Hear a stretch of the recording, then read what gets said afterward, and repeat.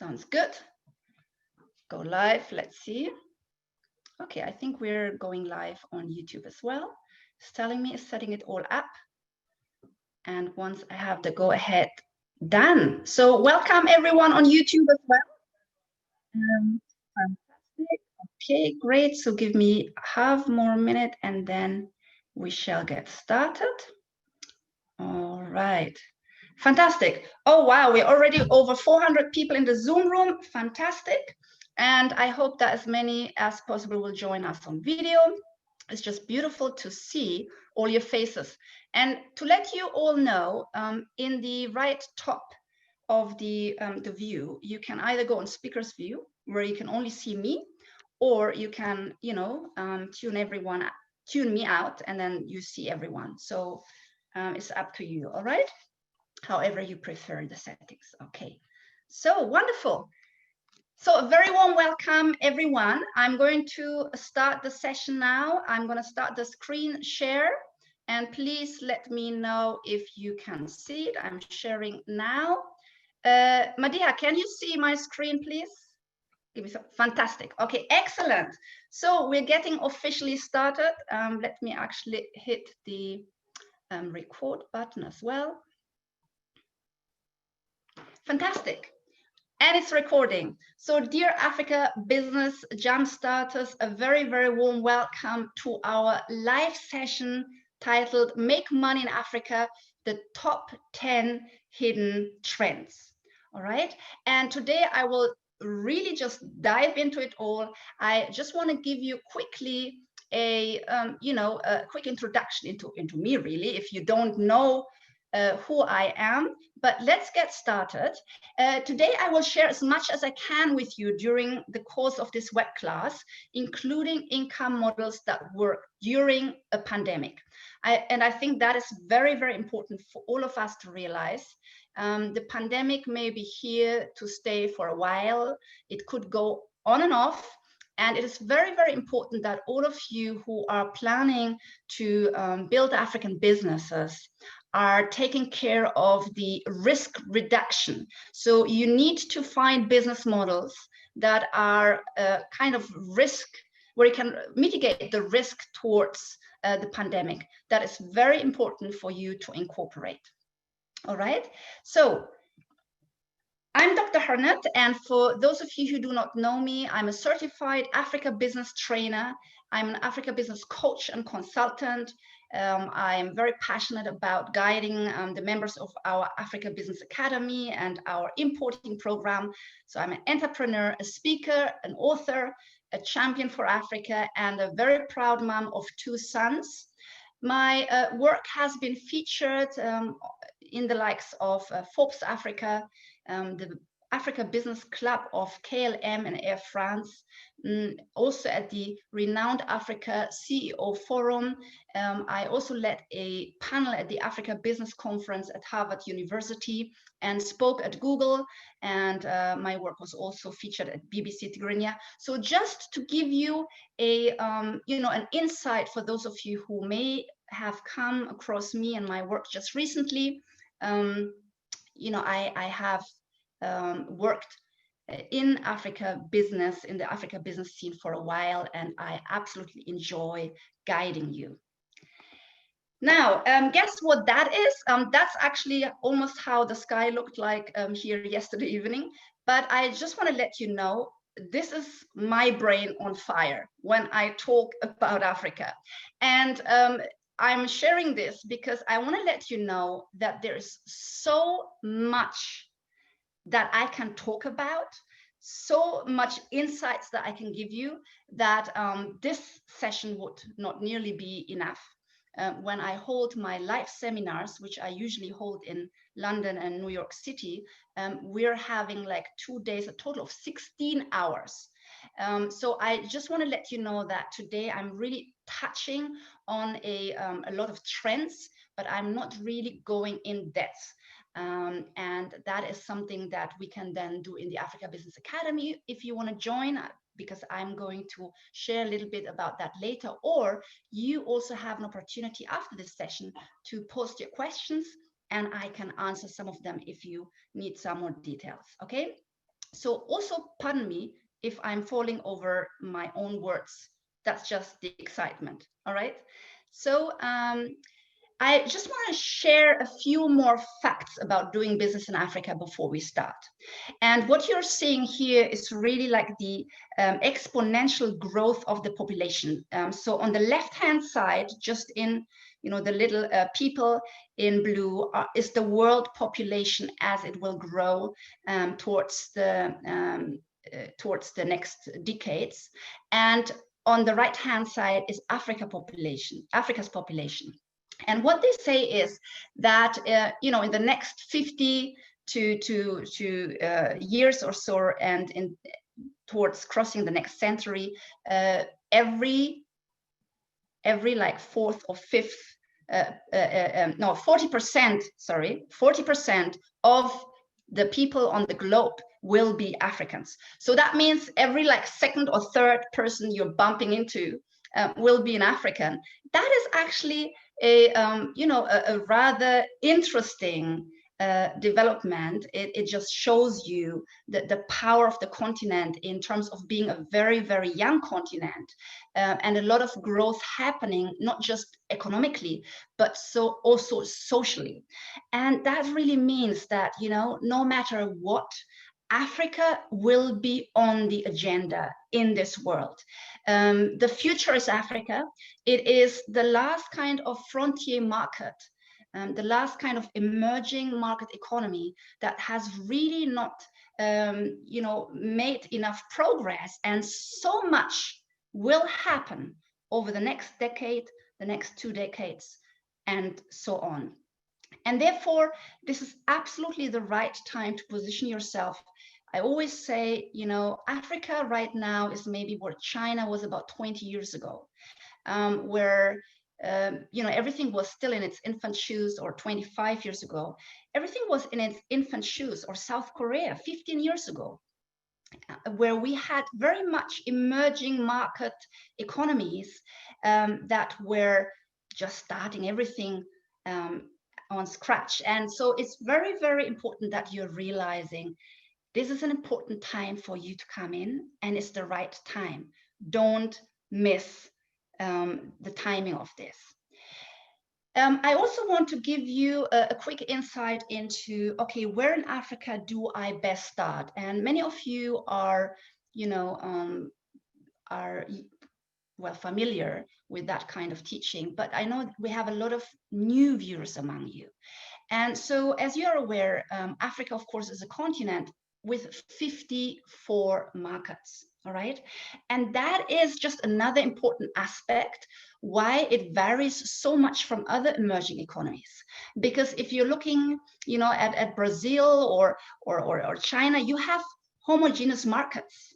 But in Africa, you have 54 markets, and they very, very much differ in terms of risk, in terms of opportunity, in terms of business regulations, and in terms of which industries are in their infant shoes and which industries are fast trending. And it is very, very crucial that we start to inform ourselves and that we make informed decisions going on and not going into Africa, and not making emotional decisions. So that's especially among the diaspora of you. So I have divided Africa into 4 categories.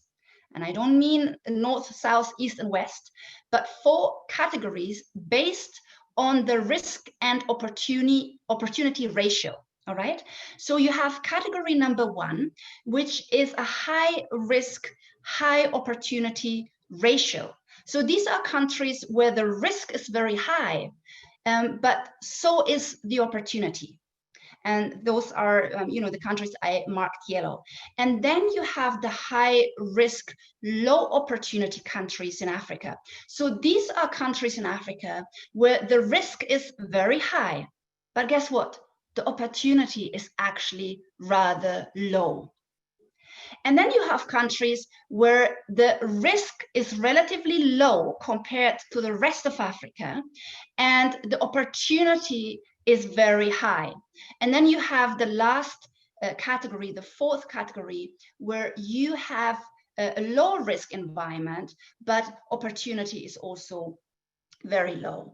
And those are, for example, some of the islands where you have great business environment, but because it's an island like such as the Seychelles or Cape Verde, you have low opportunity on these islands. Now, I'm sure a lot of you will be asking, okay, you know, where does ABC, where does my country fit in, or the country I want to do business in? And we would be sitting here for a while if I tell you about all 54 countries. And besides, that is not the topic of our session today. But I want to let you know, maybe I can touch on a few countries so you get an idea. So high risk, high opportunity country, for example, is Nigeria or the DRC, or Angola or South Sudan. A high risk, low opportunity country, for example, would be Somalia or Eritrea or Mali. A low risk, high opportunity country, which is, you know, basically the best category for you to get in, especially if you are new to doing business in Africa. A low risk, high opportunity category, that's, for example, Ghana, Senegal, Rwanda, Kenya, Tanzania, Botswana, South Africa, Namibia. So just to name a few to give you an idea.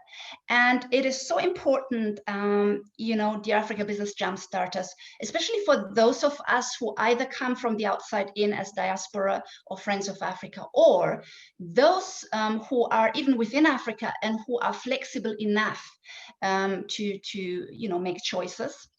It's very important for us that we make informed decisions and that we start our very first business or very first investment not in a high-risk country. All right, and therefore I suggest that you start with a low-risk, high-opportunity country if you have the flexibility, and all the trends I will be sharing with you now can be started in those countries. So as I said, you know, timing is crucial for business success. And in our context, this really relates to two aspects. First of all, as I already mentioned, the timing for Africa. The timing for Africa is right now, because we can really see, those of us who have been in the Africa business space for a while, that certain industries or niches in certain countries are getting visibly more competitive and more crowded. And you know, one of your advantages coming into a certain industry early is that you have a kind of an early mover advantage. And that means that the competition can be very, very low in certain industries, certain countries, and certain niches. And that means that you as a startup, possibly operating on a shoestring budget, or you as a first-time investor, possibly making a smaller investment, that you will be able to position yourself in a market, to get visible, to get known, and to actually, you know, sell pretty easily, because competition is still relatively low. So the timing is crucial for all those of you sitting on the fence because you're still in employment anywhere on the continent of Africa or anywhere else in the world, or because you're kind of putting off the dream of starting your own business, and therefore the time is crucial. But there's another aspect, and that is touching on the trends I want to share right now. When we talk about the timing being right in business, it is also very important that you realize there are certain trends that we can see coming up. And these trends, you know, they will grow bigger and more powerful. Now, if you recognize these trends early, and you are preparing early, and you are you know, setting your business up for success, then you can basically ride the wave when this trend is getting bigger. And it's much, much harder to catch a trend when everyone else is already in it, you know, and doing something around it. We don't want trends that hardly anyone can see, because that is something in its infant shoes, and it's very, very difficult to set something up in that context. But today I'm talking about some of the trends that will most certainly grow stronger and grow bigger. And yeah, you can, you know, build business models around them. And I can just see we have 500 people in the room, and one is dropping off and one is dropping in. I think this is my maximum. I wasn't aware of it. So we are at full room capacity. So I'm really sorry. I hope that everyone else will be on YouTube Live or watch the replay. Okay, so, and by the way, good for those of you who were on time, because that's important for business success as well. All right. So today I am going to show you top trends you do not want to miss. So let me ask you, are you ready? Let's see. Let's see in the chat box. Are you ready for the 10 top hidden trends? And I'm saying hidden because not many people are discussing these trends, be it on media or you know, just generally. These are not the kind of trends that everyone talks about, yet they are powerful. So let's see. Are you ready, dear Africa Business Jumpstarters? Can I see the energy? Go, go, go, is someone saying. Of course, ready. Yes, yes, I'm ready. Ready. Okay, go. Fantastic. All right. Some of you were ready yesterday, I know. So let's shoot, because simply, you know, time is not on our side. I will say that. We have to really create a powerful movement and get in there and lead some of the industries ourselves. It's so important that we are not remaining bystanders or complainers, because otherwise, you know, we'll complain later that everyone else took the opportunities again and Africans missed out. All right, so let me go back to my screen share. Let me go back to my screen share. Okay. All right. Maria, can you see it? Fantastic. All right. So you already said you're ready. Fantastic. So let's go. Oops, sorry. So hidden trend number one, and take notes or you can watch the replay again. Hidden trend number one, climate change. And you can come up with climate change solutions and products. Now, dear Africa Business Jumpstarter, this is a topic that is very, very close to my heart, and it is a hugely important topic because it is the next big topic of our times. And we can see the impact on Africa already. Now, the reason why the impact in Africa is felt already, and you can hear locals talk about it, is because we are by and large you know, in a arid climate. I mean, we have arid, we have semi-arid, we have tropical climates generally, but it is generally an environment that is quite vulnerable to environmental changes, and the communities there are vulnerable too.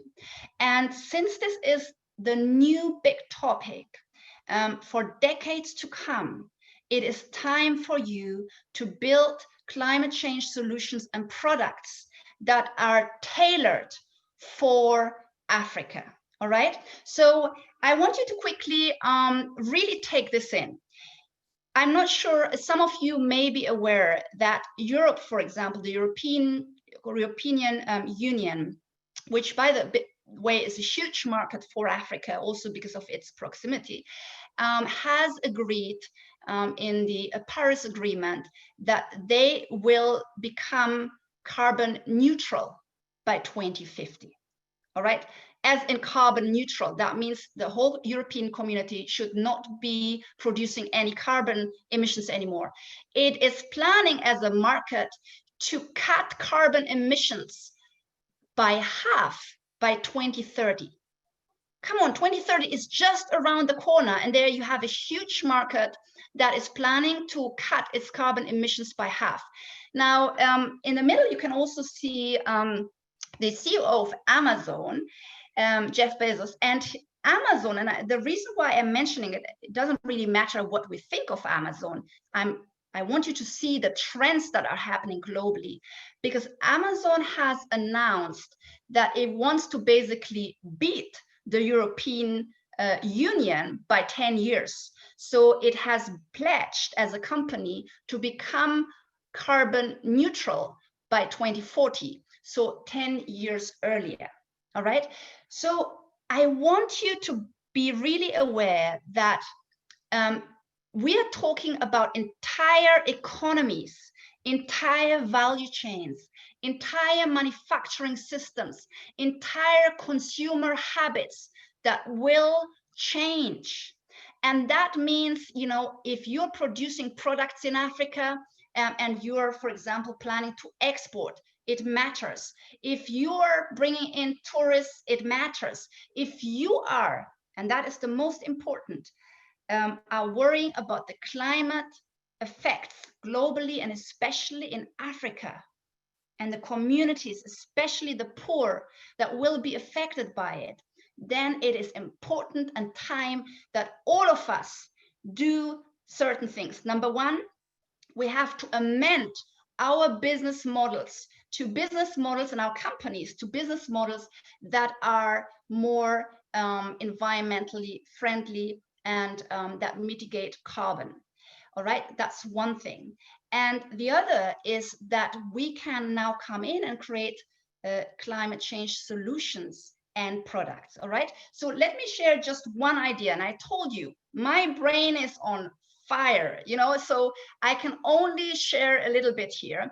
And this, for example, is seaweed production. The seaweed production is a billion-dollar industry across the world, mainly in Eastern Asia. All right, Africa is hardly doing anything, although it has kilometers and kilometers, miles and miles of shores. You can see the lady here. One of the biggest seaweed production sites or areas is actually in Zanzibar. So, you know, just off Tanzania, and which is really a tiny island. So you can also probably tell that, you know, in comparison to some other, you know, maybe bigger countries, what can be done. Now, look at these cups. Can you see the cups? They look like plastic cups. These plastic cups, well, I shouldn't say these cups are degradable cups. They are produced from seaweed. All right. Look at the, what is it, Brussels waffle. Can you see the packaging? That packaging is produced from seaweed. Seaweed is a free resource anywhere in the world across Africa. But you can also, as we can see, farm seaweed, and you can introduce coastal communities to seaweed production. It's one of my favorite topics. And I know one day I will put up a seaweed production site in the eastern coastal areas of Eritrea. And that's just me feeling a little bit, you know, feeling the longing for my country. So seaweed production is one way to go forward. And maybe, yeah, guess what? You can eat the packaging. Can you see those cups? You can drink whatever is in it, and afterwards you can consume it, you can eat it, or you can throw it, and it will dissolve in a matter of minutes if it gets touched by water. Okay, so isn't that brilliant? And guess what? Now we are talking about production for the local consumers, all right, and making sure, because a lot of countries in Africa are littered with plastic, all right, and second, you can produce this for export. Okay, so I could go on and on, as you see. Let's move on. So this is, for example, Lorna Ruto. She's Kenyan. Look at the plastic bottles. All right, so she is employing poor communities that are collecting these plastic bottles, which we should not have if we create the plastic, if we create the degradable plastic. But she's collecting them, and look at the bars she's creating. Her company, EcoPost, is an amazing eco company. She's producing these she's producing fences and construction material, and all that, all of plastic. And she has started from scratch. She got a shredding machine, and at one point she invested that, and then 100,000 US dollars later on when she was more successful, and she has won many awards. Now, isn't that brilliant? Because this can be used in building materials across Africa.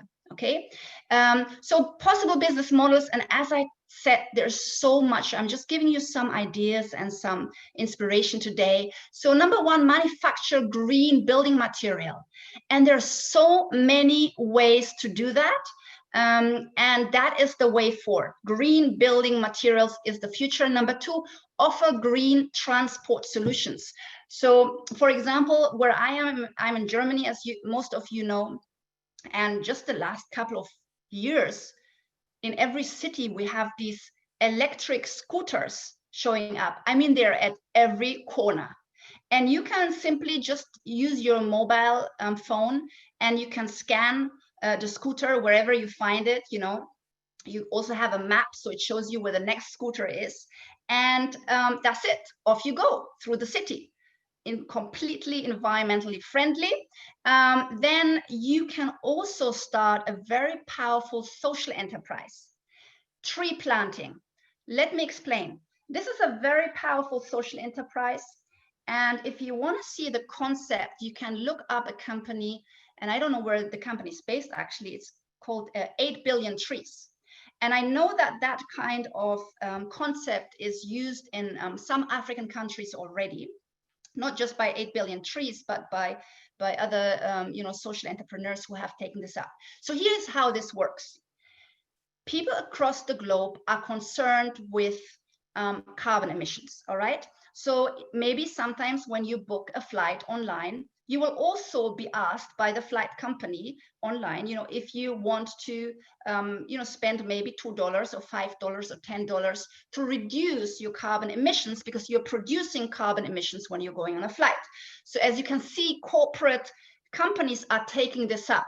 Now, what's happening here is that, for every 100 trees planted, let's say, on your behalf, you are basically reducing the carbon emissions again. So you are building them by driving your car or taking a flight, but then you can level that out and balance it out. So you have a lower carbon footprint, and that means you're then planting trees or letting someone else plant them, and you pay towards that.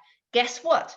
You can run a social enterprise where you go into communities across Africa, some of the poorest communities, maybe some of those who are facing deforestation, so they have decreasing harvest or animal production because of the lack of forage and vegetation locally. You could go into the community like that, start a tree nursery, and then you're promoting this even among African corporations. So you could start locally, regionally, and then go globally, where companies will pay you, because guess what? They want to reduce their carbon footprint, and if not now, they will do it soon, because that becomes the next big thing, and it becomes a PR exercise if someone doesn't care. So look, this is so powerful. You're getting the money, and you're paying these communities. You're using some of the money yourself, of course, because you're running the enterprise, and trees are being planted. Fantastic for everyone who's interested in a social enterprise. Let me continue. We have so much to cover, but I told you my brain is filled with Africa business opportunity. Hidden trend number 2, Afrocentrism. That means that more and more people in Africa and of African descent around the world are looking inwards towards Africa. They're looking to reconnect with their culture. They are celebrating African heritage. And that is a trend that, yes, many of us may have observed, but not many of us have actually created business models around that trend.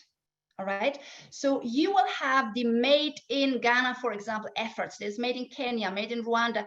And these are, by the way, in a lot of countries, national efforts. So the Made in Ghana effort and other efforts are actually to promote the countries. And very often there are at least partly government initiatives. All right. Then you have, you know, products that are branded with African prints.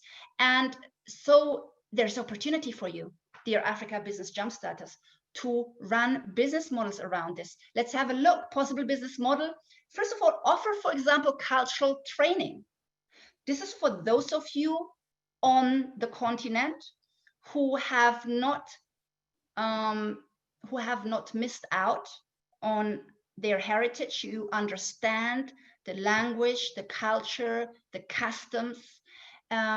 You can offer this cultural training. It could be online, it could be offline. On offline means in person, of course, especially when you know, we are kind of through the pandemic. It could be offered to the Africans in the diaspora who are coming into the country, or just generally people who are interested. Even business culture is part of that. And you can run a real enterprise around this. Guess what? When we had a session in our Africa Business Academy last week on Ghana, someone said, okay, if I go into Ghana, you know, what are the things I should certainly not do? I'm coming from the United States, and I want to make sure that I conduct myself properly. You can run an entire course or program around this, an offering. Okay, if you know, if you are on the continent, this is brilliant for you. And guess what? It doesn't require any startup capital, because the capital is in your head, is your experience. Number two, specialize in Afrocentric high-end interior design. All right. All those of us who have been looking at houses in Africa for whatever reason, you want to invest, you want to build, you want to rent, whatever reason, I think most of us would agree that the interior design of African houses is non-existent. All right, there's a room, and then there's a bed and a cupboard and maybe a carpet, you know, a little rug.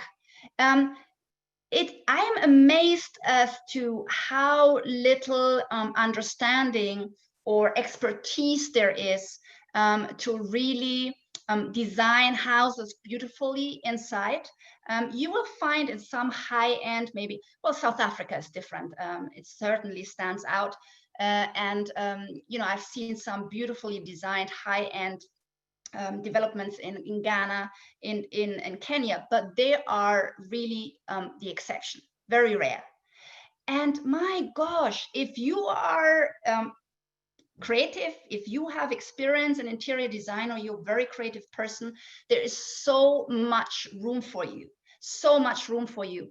And now that everyone is becoming more, you know, Afrocentric, guess what? Even the interior designers that are out there, most of them are not really bringing the Afrocentric design in. So much you can do in this space. You can either design furniture in this regard, and this is very much needed. Most high-end furniture is being imported either from South Africa, from Dubai, or from China. You can develop furniture, or you can have a showroom, or you can be the interior designer who gives services. Number three, Afrocentric branding for exports. So this is, for example, very, very interesting for the exporters that we see across the continent, especially those who are interested, you know, in exporting high-end goods. And again, that branding in a African way, so creating an African product that sits maybe in the shelves of USA or Dubai or Europe or anywhere else in the world or in Africa, sits there, but it doesn't look Western, or it doesn't look like everyone else's product. It is African, and everyone can tell. And that is something, again, there's no platform around this. If you want to go for branding of your product, guess what? Most people are taking,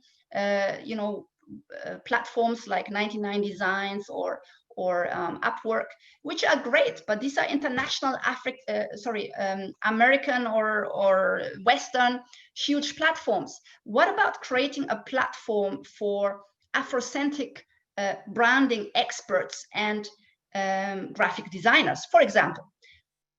So many more ideas, but I'm just giving you some inspiration. Okay, so hidden trend number 3, write it down. Hidden trend number 3 is national tourism. All right, so this is very, very important, especially now that times have changed with the global pandemic. So usually when you're kind of looking for tourists or the tourism industry, you kind of think of foreign tourists, that are coming to Africa, the Americans and the French and the Chinese and the Germans and the British. And you are kind of making offerings towards those tourists in your tour designs, in your even accommodation and so on. But guess what? First of all, African tourism, there's a huge need for it because it has been disregarded for very, very long. But second of all, because of a pandemic now, the foreign tourists will and may stay away for a while. They may not come back in big numbers immediately. And as the pandemic can go and come, even over a decade, we've heard, I mean, no one really knows, right? And guess what? Those who will still travel, if they're allowed to locally, are the people locally. And they will be the first ones, as soon as things are opening up, these are the first people to travel. I mean, here I remember when the restrictions were lifted, people could not wait to get out, all right? So, and first it was national, all right? National tourism. So this is a hotel, our favorite hotel in Mombasa, Kenya, where I always stay with my children. And guess what? It is a huge resort. I'm just showing you like a picture from the back end. It's a huge resort with over 200 rooms. It's big. And when we were there last year, this was even before the pandemic, I can tell you it was packed. There was no free room. I actually had to make special arrangements because it was packed during the summer. And let me tell you, 95%, 98% were Africans. And the locals in Mombasa who live and do a little bit of trade in the area told me that many years back there were a lot of foreigners, so people from outside of Africa, and then there was the terrorist attack on Westgate, I think it's called, right? Sorry, my dear people in Nairobi. If I didn't get the word right, but there was a terrorist attack a few years ago, and it was in Nairobi. Actually, there were 2, right? And yet the tourism did not really recover. After even years, they told me 7, 8 years, the tourists stayed away. And when I was at this hotel, it was packed with people from Kenya. It was packed with people from Ethiopia. I mean, there were like 3 Ethiopian weddings happening. I was like, oh, wow, how did all these Ethiopians end up here? Interesting. Look, what I'm saying is it's national tourism and intra-African tourism. And for you, this is, if you're in the tourism business, this is a very, very important, not just trend, it is a risk reduction strategy for you, all right? That you are tailoring towards national and regional tourists. Possible business models for this trend. Let's see, number 1, well, you can add weekend adventures for families. I mean, guess what? A lot of African families who could usually afford to travel, be it during the holidays, are also staying now in the country. and they're looking for things to do with their families, with their children. You could come up with corporate team building trips. So they're corporate offices that want to do team building, and they go on trips, and some may not have thought about what they can do. So why don't you make an offering to the next bank or to the next I don't know, insurance company? Number 3, you can design summer school trips. So there are already summer schools, by the way. You do not necessarily need to design the summer school yourself, or to create it rather, but you could make offerings to existing summer schools, or you could start a scout group. Children activities, by and large, let me tell you, and those of you who are moms among you, and who are moms with younger children, who want to be entertained, you know that there's only so much you can do when you're in a certain city in Africa. It's pretty quickly exhausted, because there are not enough children activities that can be offered, that are on offer. Oh my God, this is just a wide area. It is so ready for you to tap in. And guess what? Moms are stressed, moms are bored, moms are overworked. Make a good offering, and moms will come with their children, no question. Hidden trend number 4, healthy eating and lifestyle. Healthy eating and lifestyle. And I apologize, I said it's as hot as Accra here today. Hidden trends number 4 is healthy eating and lifestyle.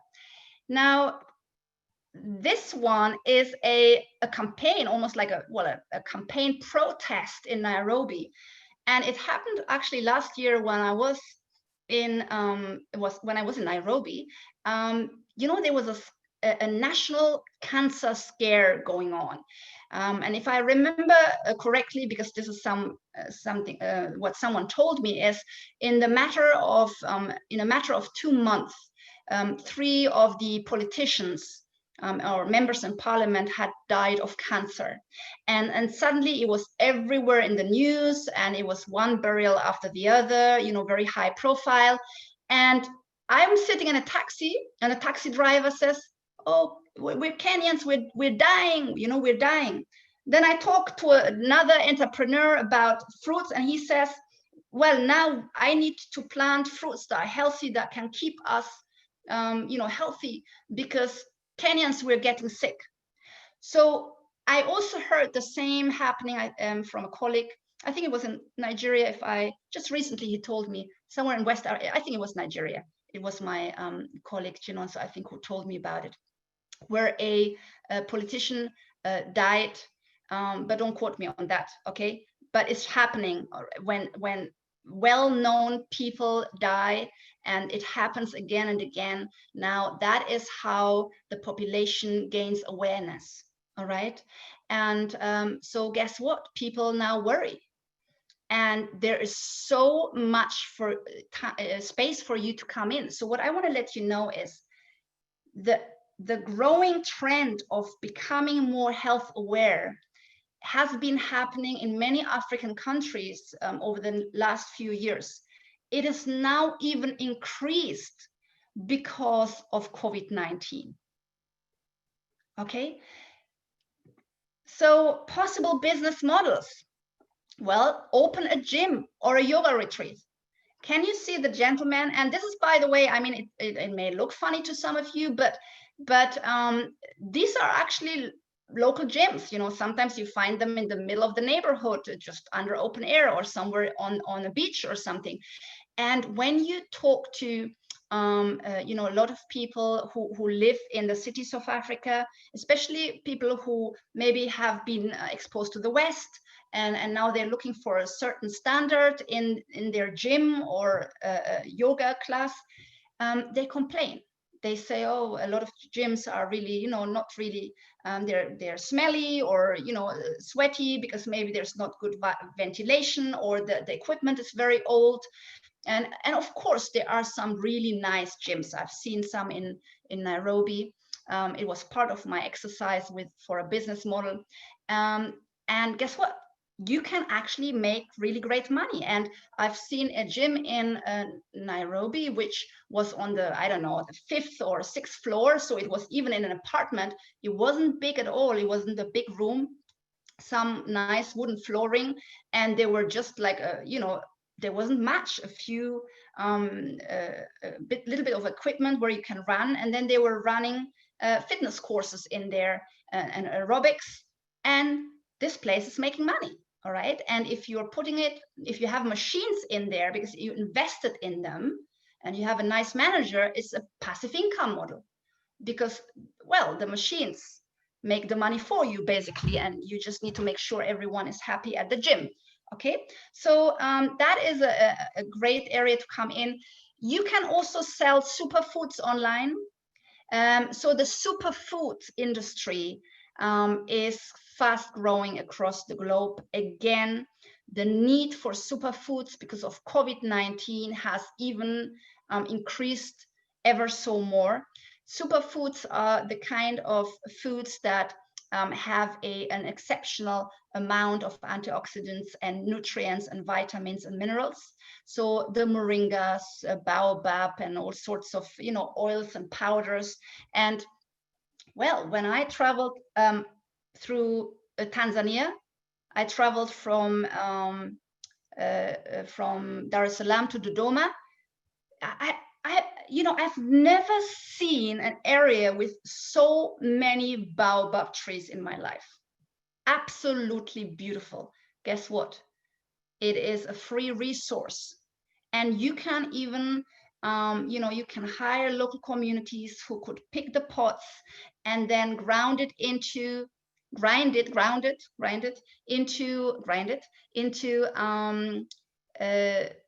baobab powder. All right. And the baobab powder is excellent to treat, to boost your immune system. It has very, very high vitamin C in it. I don't know, 10 times as much as a lemon. I'm just making this up, but that's a superfood, yeah, multiple times. And now you have Africans worrying about their immune system, about cancer, about COVID-19, but no one really is, or small amount of people is really processing these foods and selling them locally. So yes, they can be exported, but it will take some time for you to get to exporting stage. If you're a startup, start selling them locally. And if you don't want to produce it yourself, create a platform or a little warehouse or an online platform for people who are already producing and selling superfoods in Africa, in your city, in your country, and then drop them, like do a kind of a drop shipping business around that locally in Africa. I haven't seen anyone doing drop shipping. And by the way, oh yeah, I announced I was moving to Africa, but I didn't want to digress. But guess what? Half of one of my luggage is full with natural remedies that I know I can't get them in Africa. There's a lot in Africa, but these are remedies I grew up with in Germany, because I only use natural remedies. We hardly go ever to the doctors with my kids. It's packed with natural remedies that I am getting here in Germany, because partly it's German or European and so on. Germany, by the way, it's very interesting, has a long history of alternative medicine and natural medicine.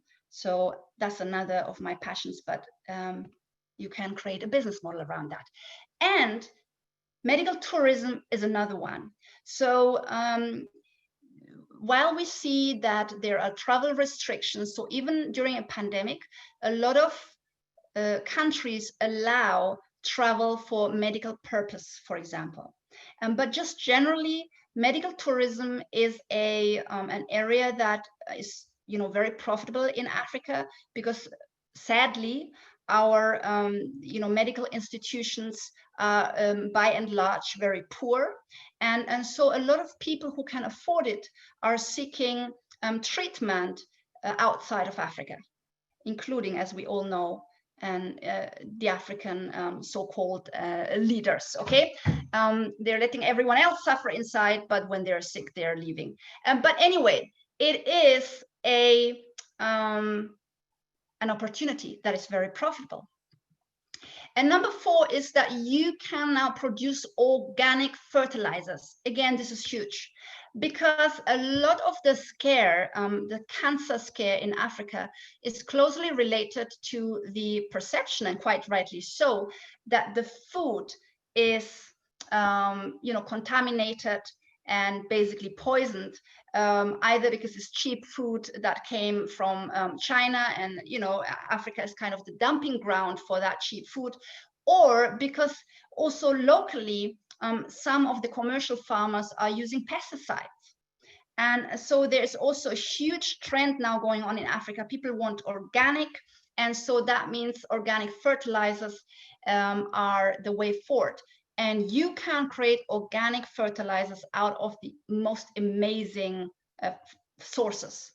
I met a Somali lady in Kenya many years ago. She produced an organic fertilizer from the mud of the lakes. There is a guy in Madagascar who is producing organic fertilizer, and excuse my language, from the poo of bats that are living in caves. You can create organic fertilizer from seaweed, from certain plants that you can cultivate. I mean, it's endless. Africa needs it. It goes into the same trend of climate change, healthier living, and leaving also a more environmentally friendly footprint on this globe. A lot of space for you to come in. All right, next. Okay, next, hit trend number 5, the new African supply chains. So dear Africa Business Jumpstarter, this is powerful. As most of us can now witness, what shall I call them? I don't want to call them the big guys, and I don't want to talk politics either, but let's say I can't find the right name. Well, some of the leaders of this globe, all right, are struggling for the position of the power of their economies.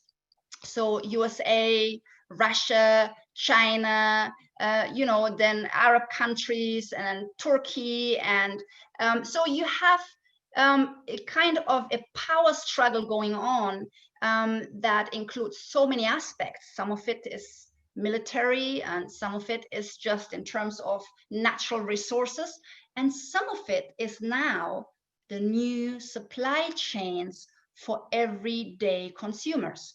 Because suddenly after COVID-19, everyone suddenly noticed how much they were depending on China.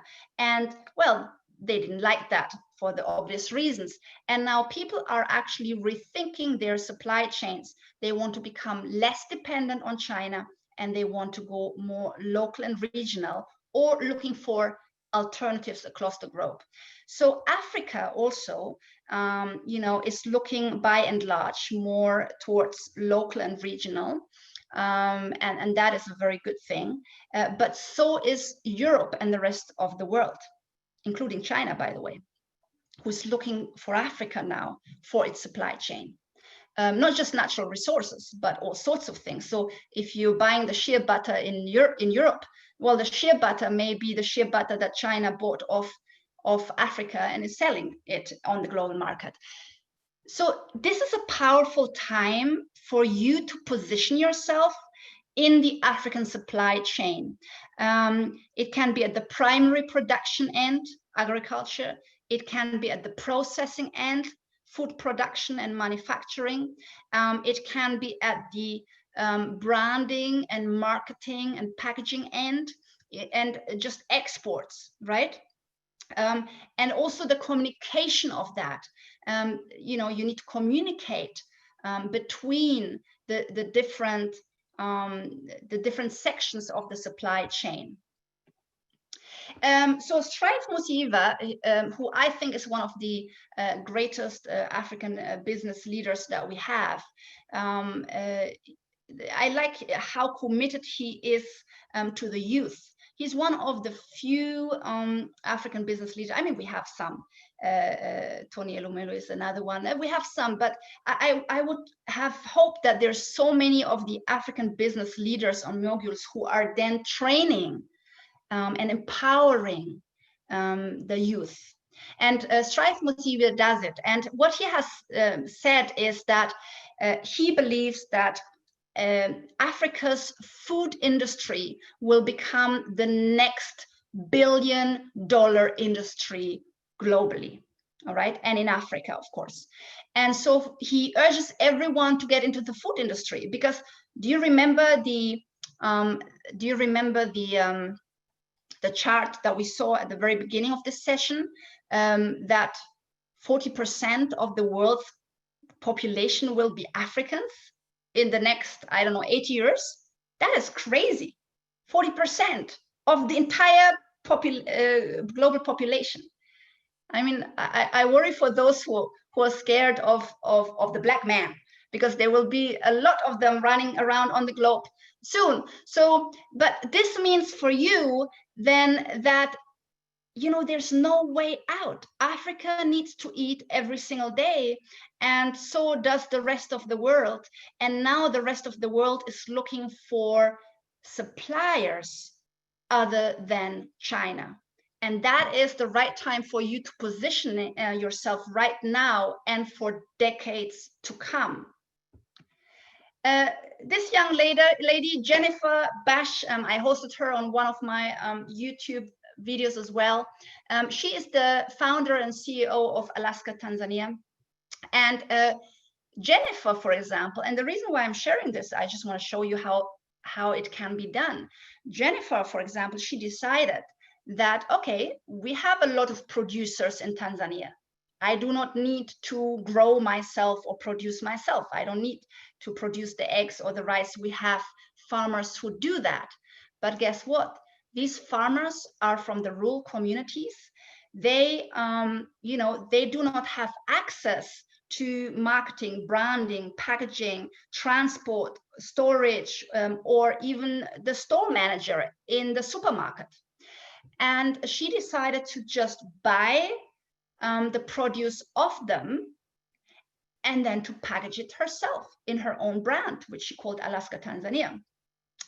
And now, since it is branded and packaged, she's placing it in local supermarkets. All right, and she wants to go regional. So this is, again, this is a strategy that all of you can take. One thing, dear Africa Business Jumpstarters, that I would say is, if you're interested in food processing, be sure that you are, you know, starting in certain areas in the value chain, and you're not trying to do the entire value chain. So either you do production, or you do the processing, or you do the branding and marketing and exports. It's very, very difficult for you in the beginning as a startup to do all of it. So choose one section, and then you can expand later on, of course. Possible business models. Number one, produce packaging. And that is a huge problem across Africa, the lack of packaging. Most of the packaging still comes from China. Number two, export or import dried fruits. And, you know, I really just took one example here, because I have seen the big demand also for dried fruits, and Africa has plenty of fruits. So much goes to waste. And if you find ways to dry them, and it doesn't matter what it is, I mean, from the mango to the banana to the coconut, all right, you can process that into dried fruits. It will be a welcome snack in Africa, because we can see the trend for healthy living. But guess what? It is a huge trend in the West. And I talked here to a few, a couple of supermarket managers here in Germany, in the context of our Importing from Africa program. And, I asked them, so, what are the trends? What is the next big thing? And both of them, among other things, mentioned the dried fruits. They said, I just flies off the shelves, and nuts as well, by the way. All right, design a transport app.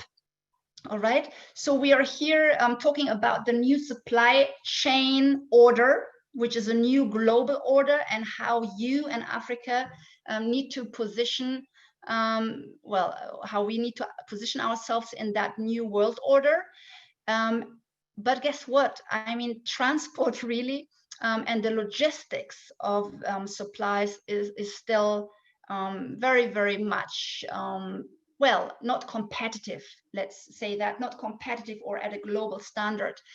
You can create a transport app where, for example, truck drivers who have to pick something up, they can find those opportunities on an app, or a company owner can communicate with his drivers across the region. Start a dairy farm. That again, because now, as we have heard, more of Africa is going to look for local and regional supply, especially because of COVID. And guess what? Africa has the highest density of livestock in the world, yet it hardly produces any dairy commercially. All right, so most of the dairy, you see, I mean, there's a few exceptions.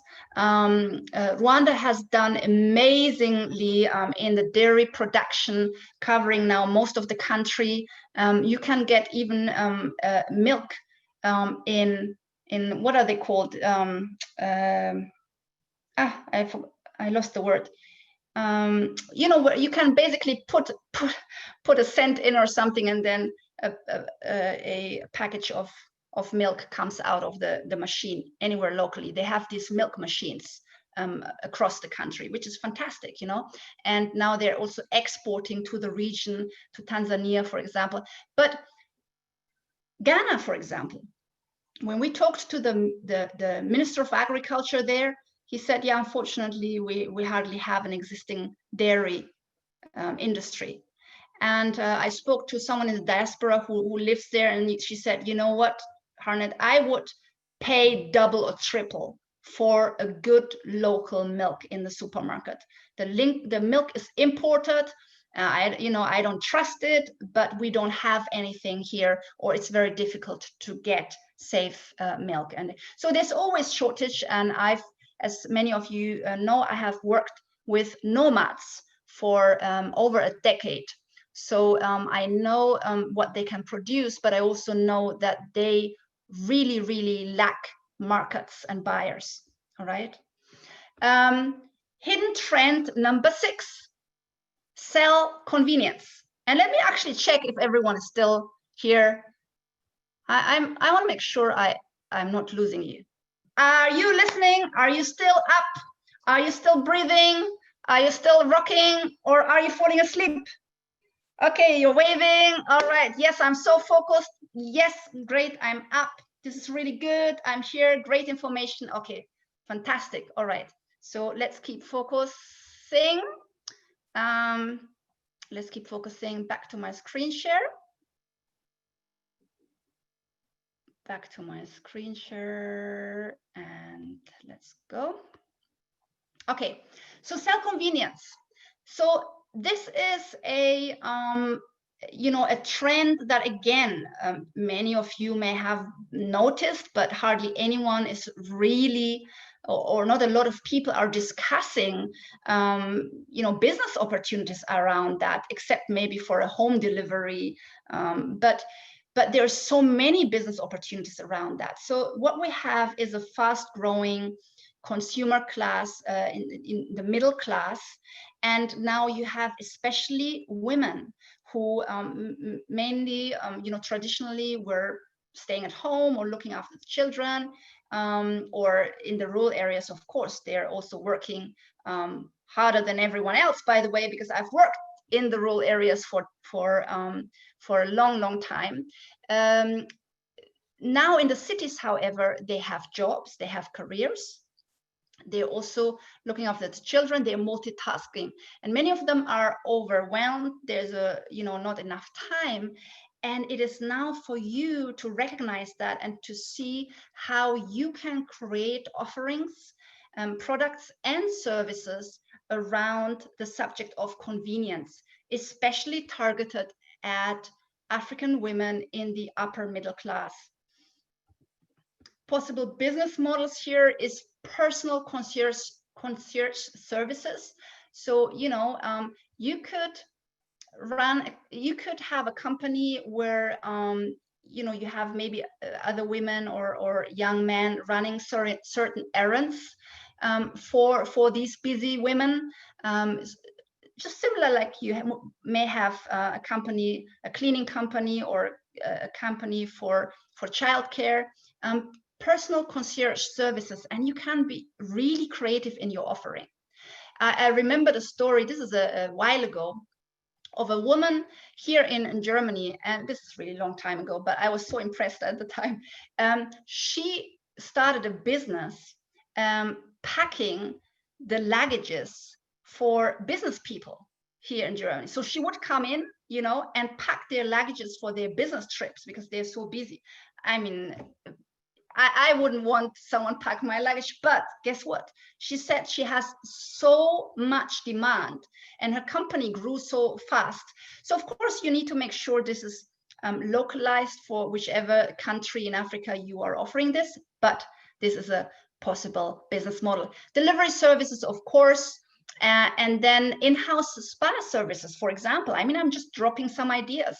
African women in the middle class and upper class love to take care of themselves.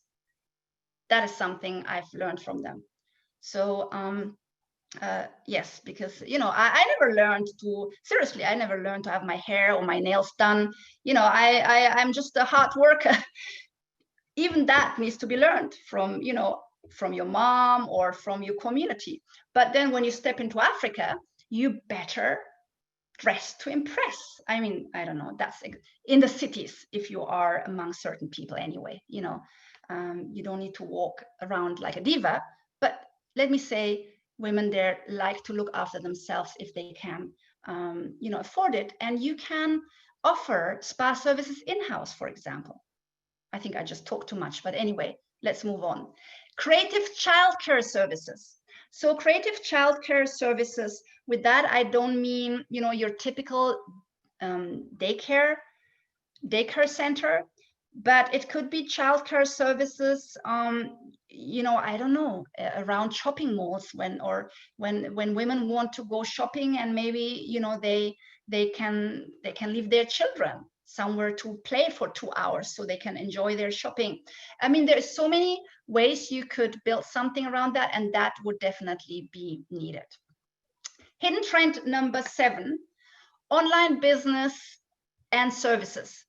And I have to confess, this is not really, it's not a hidden trend. So it's not like people have never heard about this. But I think what is important to realize here is that it is certain localized online businesses and services that would work, and while others just don't. And very often we think that what we know from the West, a certain online business model, oh, I'll just open that in Africa.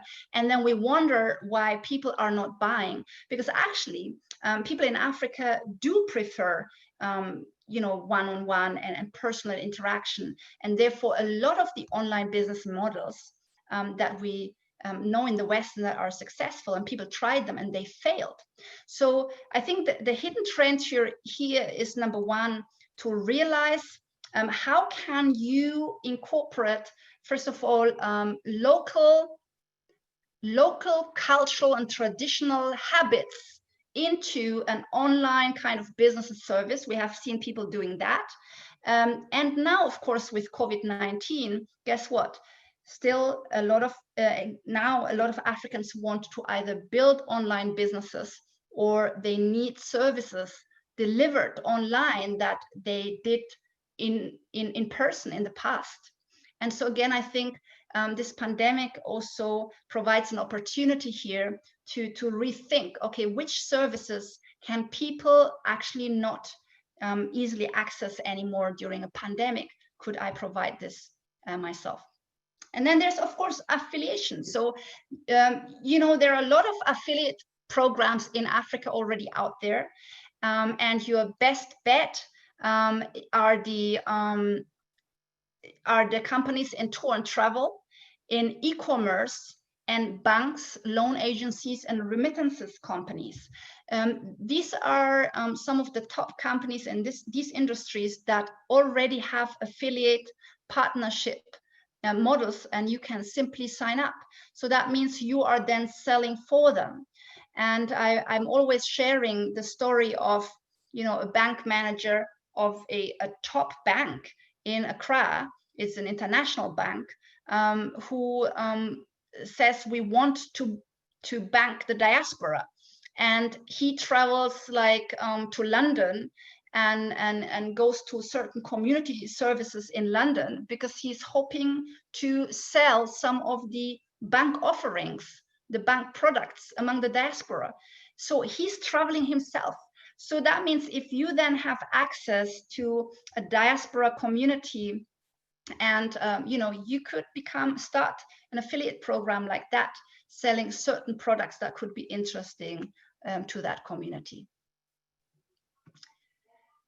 Possible business models online would be to create also an affiliate platform for Africa. So with that, I mean that you're not seeking an affiliate partnership with a certain company yourself, but you are creating a platform of all the affiliate offers that are out there in Africa, because frankly, it is quite difficult to find them sometimes. And so you could create the platform with those companies that are offering affiliate products, and then you get the young entrepreneurs in Africa who want to maybe start an online business with an affiliate program, and they can, you know, buy the access to your website because they have everything there. Online tutoring, of course, a lot of schools are closed. So, you know, hello, Kenya, you're opening next year schools, as we've heard. And that may be, you know, the case for some other countries as well. In any case, the pandemic will be on and off, or it will be staying for a while. So online tutoring is very interesting, and you can use almost any skill. Social media company, you could create a social media company. We have so many small and medium-sized enterprises in Africa that want to get the word out there, and they want to get the word out there locally or internationally. It depends what kind of company they are, and they do not have the social media competencies, okay, cut that word out, skills, and therefore you can come in. Hidden trend number 8, African software solutions. So the best industries to create an African software solution are agriculture, health, and logistics. And again, health and logistics ever so more since we have this pandemic. Now, I remember the story of, you know, the CEO of a leading pineapple production farm in Ghana. And I always remember, we had a little chat going through the village, and he told me that he had bought this software, agricultural software, for his pineapple processing from the Netherlands. And as you know, the Netherlands are big in agriculture. You know, they're leaders in this world, and that's probably why he chose the Netherlands. And he bought it. And then he said to me, but you know, Harnet, I have to tell you, it is not to be applied to my situation here in Ghana. So basically, he could not utilize it. And there's so much space for you to come in to build software in the agricultural sector, health sector, or logistics sector that is, and this is very important, localized. So instead of bringing something, just something in, make sure it's localized to the local circumstances. Hidden trend number 9, intra-African trade. Intra-African trade. So, well, you know, here's the thing. When we talk about trade and exports, we very often talk about trade and exports with Africa and then the rest of the world. However, fact is that intra-African trade is actually growing at a much faster rate than African trade with the rest of the world, but it is still the lowest figure across the world in terms of actually trading inside of the continent. And when you look at African producers and exporters, very often they're actually looking outside. They say, okay, I want to export to the US, I want to export to China. However, there's so much opportunity inside. And this is again where you can come in, because this is a sector that, again, not enough people are tapping into. The African Development Bank and the Import-Export Bank came up recently with a huge intra-African trade fair. It's the biggest of its kind. And that just shows you it is a trend that is here to stay, to grow, and that many people, more people will invest into. And so you can do that. Possible business model, again, build an app for excess products. So what I mean with that is you very often hear the announcement by an African politician, you know, it may be a minister of agriculture or sometimes even a president, where he says, oh, we had like a huge harvest of white beans. And now we have tons and tons of white beans and we can't shift them. And however, you know where you read about this? In some kind of article, you know, in some kind of local newspaper maybe. So there's no concerted effort even between neighboring countries and suppliers and buyers to kind of trade these export products and to maybe have an app where you can just read about it. I know, just throwing some ideas out here.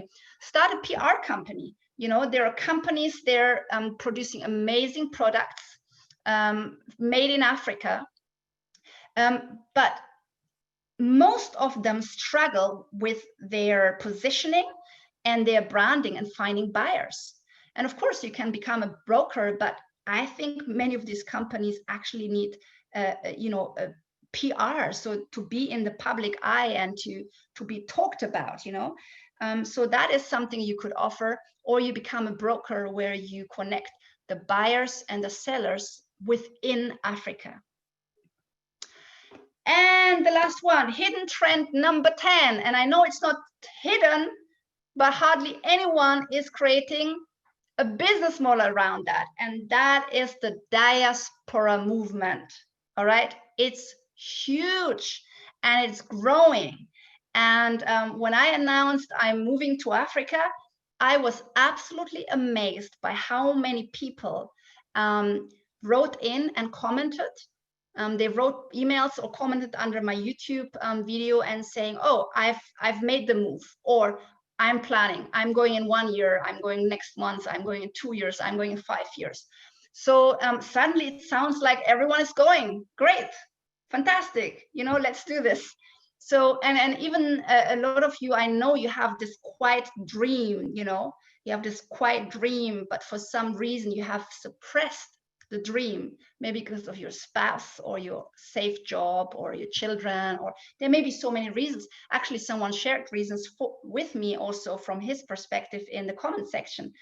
They said, for many of us, it's, we don't really know, you know, Africa and how to get in. And I mean, that's why I'm here, all right, to guide you.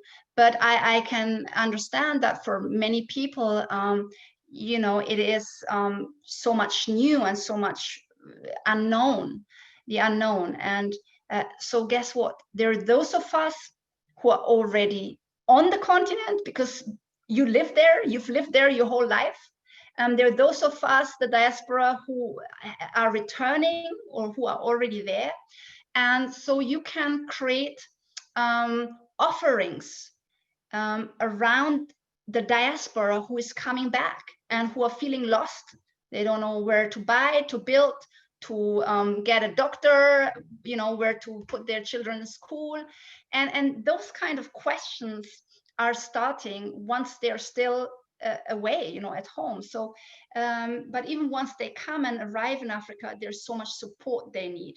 And again, so many profitable business models that can be created around that. Look at my business. That's what I do. And it's very profitable, I'm telling you. And it is, you know, there's so much space to come in, and we need more of you to come in. So business models in this area, you could build a diaspora investment club. There's so many in the diaspora who want to invest, and they just don't know how. So be the one who brings them together, brings the money together into an investment fund or something, or just, you know, put a group together. Start a membership platform around so many subjects. So repatriating to Ghana, make it very specific, you know, and then the kind of services you provide for people who are arriving in Accra.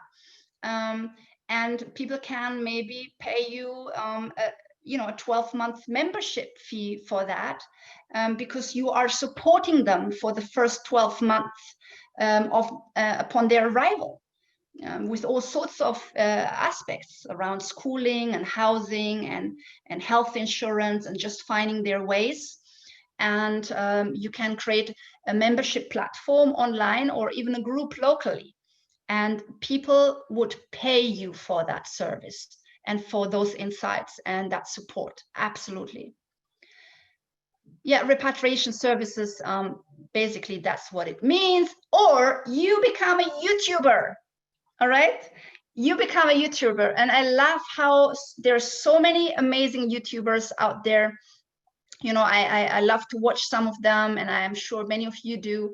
You know, some really bring so amazing insights. Actually, almost all of the videos are interesting because they are sharing something they've experienced, or they're introducing someone, or and you're learning about the different things that happen on the continent, the different people that are working on different projects.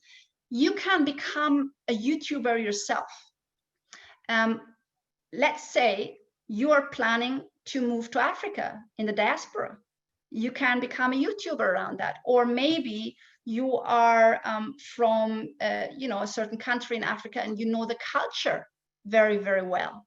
You can create YouTube videos around that and become a YouTuber. What I would say, however, and this is my my advice to you, most YouTubers, most African YouTubers are actually not making enough money. A lot of them are struggling unless, I don't know, they hit like really huge numbers of views. And so what I would advise all of you is that you actually do not depend on the views of your YouTube videos, which in itself, of course, you know, can make you income, and it can be a considerable amount when you become very successful. But you can also provide an offering within your YouTube videos. So, you know, the way I do, you've seen my YouTube videos, so many of you have found me on YouTube. And so I do not share, by the way, advertising as you see in my YouTube videos. I suddenly said, maybe I should do it, and I can, you know, donate it at least. But the reason why is because I'm not making my money through that. I'm making my money through offerings. So, for example, training, all right, and then the offering to join my membership groups or my programs. And so you can do the same. It doesn't matter what you're a YouTuber in. You're showing maybe cooking, or you're showing cultural aspects, or investment offers. Don't just show it, but then make an offering to come to a cooking class, or make an offering to you know, to connect the investor with the viewer, so you get a share of that. So many ways, but just be very smart about your business model and your income generating model if you're choosing that.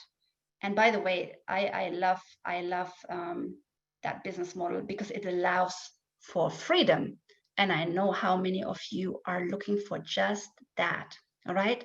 I think gone are the times, maybe slowly, where everyone wanted to become a doctor or lawyer, or the parents wanted everyone. I don't know. Are you a parent where you rather have your child being a doctor or a lawyer, or I don't know, you know, lawyer, corporate, I don't know, banker? Gosh, I mean, my kids would be sitting in this prison of bank offices. You know, I'd rather have my kids to become YouTubers and travel the world and feel alive. All right. So anyway, and making a lot of money while doing it and serving the world. Okay. So yes, that was the last one.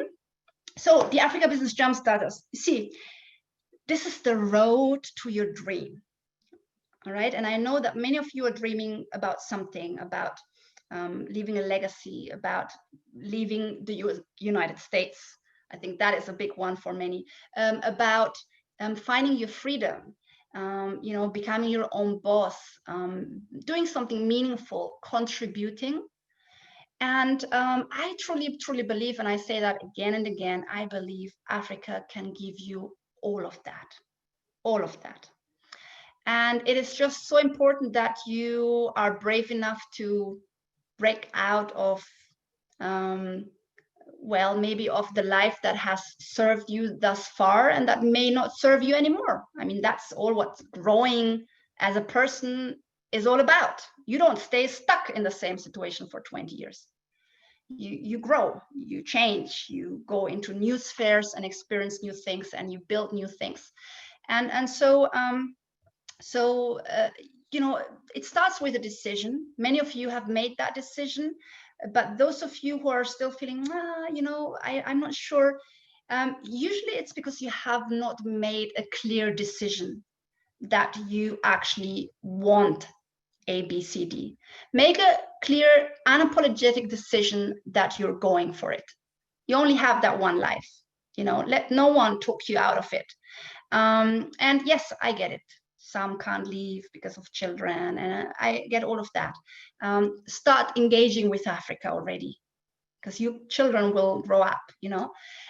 So it's about building that and making the first steps towards that path. And quite frankly, Africa needs you. It needs all of us. And it's our time, I think, to really step in and to make our contribution. Because otherwise, guess what? I mean, others will do. Seriously. And then we can't complain because we actually had the opportunity to get in. So I feel so passionate about that. I could sit here the whole evening to just talk about this, but I'll stop here. And I think it's for all of you to ask yourself, all right, so, you know, this is where I am in life, and what's missing? What can I do? What can I build? What can I produce? What can I contribute? How can I increase my freedom and actually feel alive? Striving to feel alive and striving to feel at peace and striving to feel at balance. Don't strive for the house and the car and the money in the bank. The money in the bank only is a tool to get you more freedom. But that also is only happening if you have embraced and understood what it means to be free, because you can also be the slave of your company and your big money, all right? And work yourself to death. No, sorry, we don't want that. I'm just putting it out there. It is so important that we make decisions and then we go for it. And yeah, so that was pretty much it. So for those of you who can't get enough, I'm going to continue a little bit more. So today I tried to cover as much as I can in the short span of a web class to show you powerful, profitable trends not many take advantage of. And that's really true, you know. Not many people take advantage of what I've shared today, you know, starting from the climate change solution all the way to building business models around the diaspora movement. there is a lot of space for you to come in, find a business model that works for you. All right. And as I said, there's so much I can teach you on, especially in doing business in Africa. But we had just a couple of hours here together, and therefore I just wanted to touch on these trends. Now you have three options. Option number one, you do nothing about Africa's huge opportunity and today's insights. Maybe you just stay in your 9 to 5 job. Option number two, you take the new insights that you have received today and run with them. Find a business model that works for you and get started. And I know, of course, that many of you already have started and you have insights that I don't have and that many of us would also benefit from. So that is just to say that whatever insights you have, whatever experiences you have, whatever skills you have all a track record, some kind of track record. And if that track record is also just like you grew up in your village and maybe you didn't get the education that someone else got in the West, it doesn't matter. That is your track record, the cultural understanding, the culture. And there are people who want to learn from you. And again, you can build a business model around that. So no matter what your situation, no matter where in the world you are, you can start building in the context of Africa. And option number three is you stay for the remaining time of the web class and learn how to get your African business started confidently with my direct support. Excuse me. So may I ask you, actually, before I continue, who would be interested to see how they can work with my direct support? So I and other experts, we can guide you to set up your African business the right way. Let me just see in the comment section if I'm allowed to share in this regard for the next few minutes. I won't be long, I promise. Yes, I would. I would love to. Okay, fantastic. Share it, please. Fantastic. Thank you so much. So I'll share quickly what we do to support those of you in the African diaspora, and also more and more of you on the continent are joining, actually, which is fantastic. One of my clients is he has a huge manufacturing company in Lagos. And I'm always so humbled that he wants to hear from me, but he does anyway. So just, it doesn't matter where you're based. That was my point. So welcome then to our Africa Business Academy. With a new logo, we have version 3.0. We have improved it. We did a survey among our Academy members, and I'm so happy and proud to say that we received really, really great feedback. Also, suggestions for improvements, and those suggestions were actually just individual suggestions. So there was no like trend for a major weakness. But what I'm trying to say is we are taking on board the ideas and the feedback of our members, and we have made those improvements. And so the Africa Business Academy has never been as valuable as it is right now. So what you're going to get, you instantly become a respected member of our Africa Business Academy when you join. This means you will have immediately access to the following. Number one, you have access to myself for a year in a group setting. Okay, this is a 12-month project or program rather. And the value, let me actually go here, hold on. Right, so I can see everything better. Okay, so the value to the access to myself as your coach, your trainer, consultant is $5,997 for a year. And I'm talking about the market value, all right, not the actual price. And look at me how I'm selling, because if you are in business, you want to become someone who sells.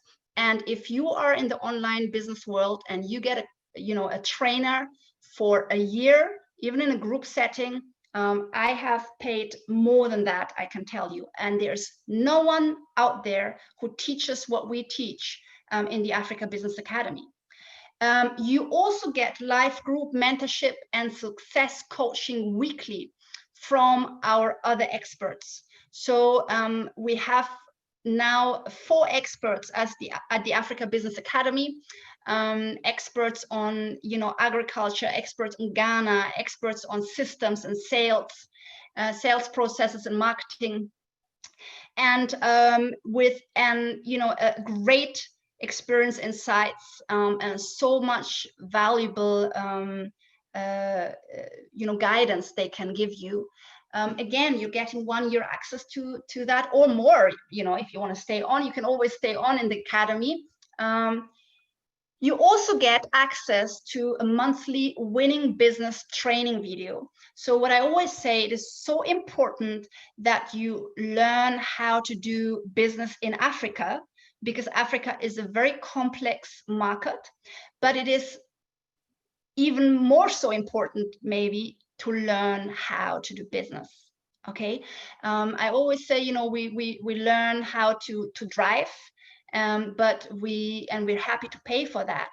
But then when it comes to paying someone to teach them business, we are holding back. You cannot figure it out by yourself. You can't, or well, you can, and it takes you years to get some of the aha moments. And that's why we have so many businesses in Africa fail, because they have not been trained in business. All right, so these are monthly business videos where I teach some of the most important aspects of becoming successful in your business. So these are monthly, you can watch them on your own time, and the live trainings with our experts are weekly, and they're always replays. You have, of course, an ABBA community. We call it the ABBA family. And I know some of you are sitting here live, even watching. And yeah, I think it is, you know, priceless just to be among like-minded people. When I started out, that journey has certainly been very, very lonely. And I know I will sound biased, but it's true. I wished I had had a community like that. I was lonely, and after I found out maybe 2-3 years into my business that they were actually, you know, business communities online that I could pay for and join, well, guess what? Most of them were Americans or Europeans that were amazing people among them, but they did not build African businesses, and therefore they could not really relate to me in that regard, or I to them, or we could not exchange in this regard. So that is of huge value. We are currently almost 300 members, and we are going to active members, by the way, and we are going to grow even further and bigger. We have big plans for that, and we're going to bring more experts.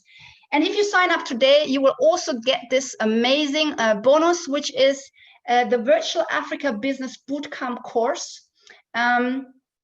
And this course is basically the recording from my live events in London and New York, when I said we trained for 16 hours over 2 days.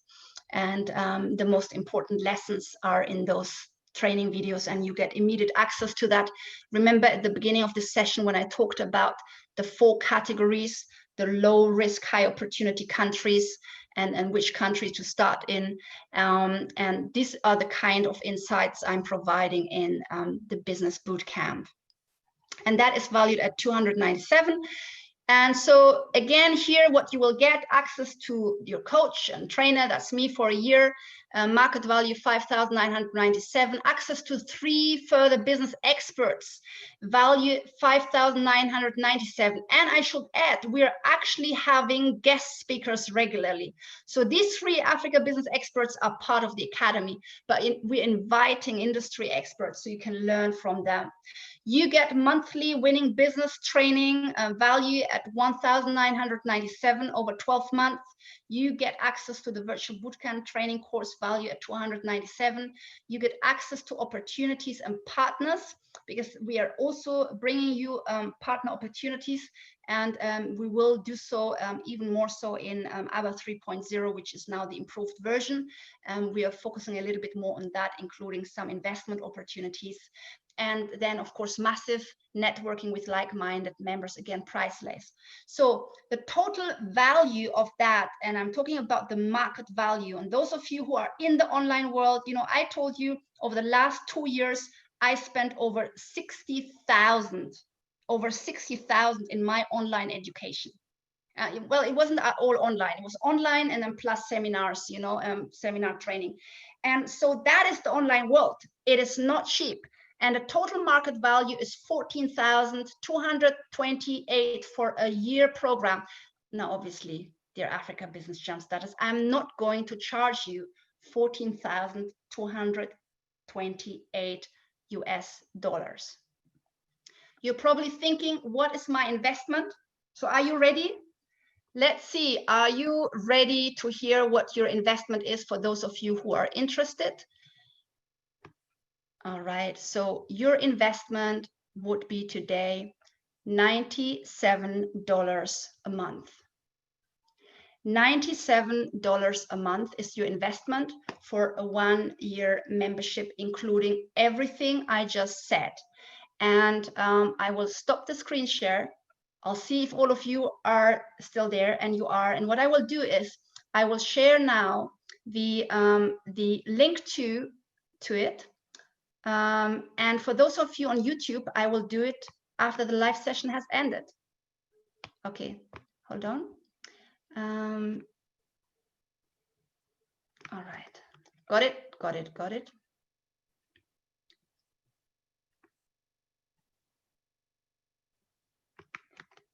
All right, here you go.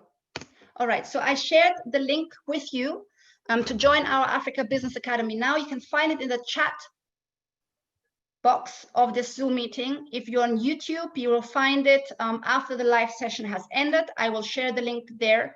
If you are in my online community and part of my mailing list, I will also email you the link again. All right, so here is the link again. And yeah, so, you know, I kept the session, well, almost like I would say a little bit shorter than usual. I try to really, you know, talk about the things that count and not talk about so much of the context today. But that's it, you know. A lot of us want to return to Africa among the diaspora, and it's so important that we know how to generate income for us. A lot of us want to contribute. It's so important that we understand how we not just set up a business, but how we set up a business that is successful. Maybe what I want to share here is that when you look at the startup rate in Africa, it is one of the highest in the world across Africa, especially in Nigeria. And we have a hugely entrepreneurial spirit on the continent, but unfortunately, the majority of these startups fail. And the failure rate is, yeah, it's very large across the world, but it is particularly large in Africa in the first 2 to 3 years. So you have like 75 to 80% of businesses failing in Nigeria or Kenya in the first 2 to 3 years. Think about that, 75 to 80%. That is huge, and it is a tragedy, because guess what could have happened to national development, to socio-economic development of our communities, and what could have happened for you and your family, you know, if all these businesses would succeed, or at least half of them. And this huge failure rate, the Africa Business Jumpstarter, really harms our continent. It does. And we need to, and that's why I said I'm so grateful for people like Strive Masiria, who actually take it upon them to you know, guide young entrepreneurs, or Tony Elomelu. But there are a few, and they do it usually in a, you know, with big funding, or they go on a local stage and they talk to young entrepreneurs. But when it comes to the online world, that was my goal, to teach people how to do business in Africa the right way, wherever they're based, at your convenience, on your laptop. I want to make Africa business knowledge and guidance accessible to everyone. So it doesn't matter if you're on the continent or you're in the diaspora or a friend of Africa, you can access it. And that was my goal, and that's what I'm building. It's my humble contribution, and I think that more of us need to you know, learn how to do business. Again, you know, you're paying for your driving instructor, and you're paying for your child's math tutor. But then when it comes to investing in ourselves to learn how to do business the right way in a complex environment such as Africa, we're suddenly not so sure if we want to invest in that. And I think that's where, and you know, and I know it's my program, so yes, I'm selling it to you, and I'm selling it to you from, you know, from a very clear and confident heart, because guess what? I've built my business by learning from others, instructors, teachers, coaches. And I told you I invested 60,000 US dollars over the last 2 years. Not in the beginning.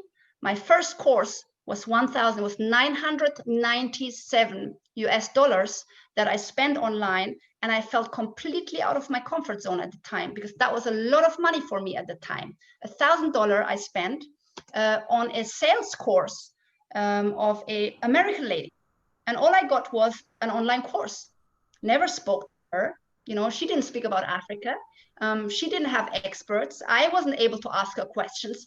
It was just an online recording that she put out there, and I bought that for 997 at the time. That was my first investment in me in this regard, and this is how I ended up where I am, financially independent, from a broken woman, broken, to one that has received her financial freedom.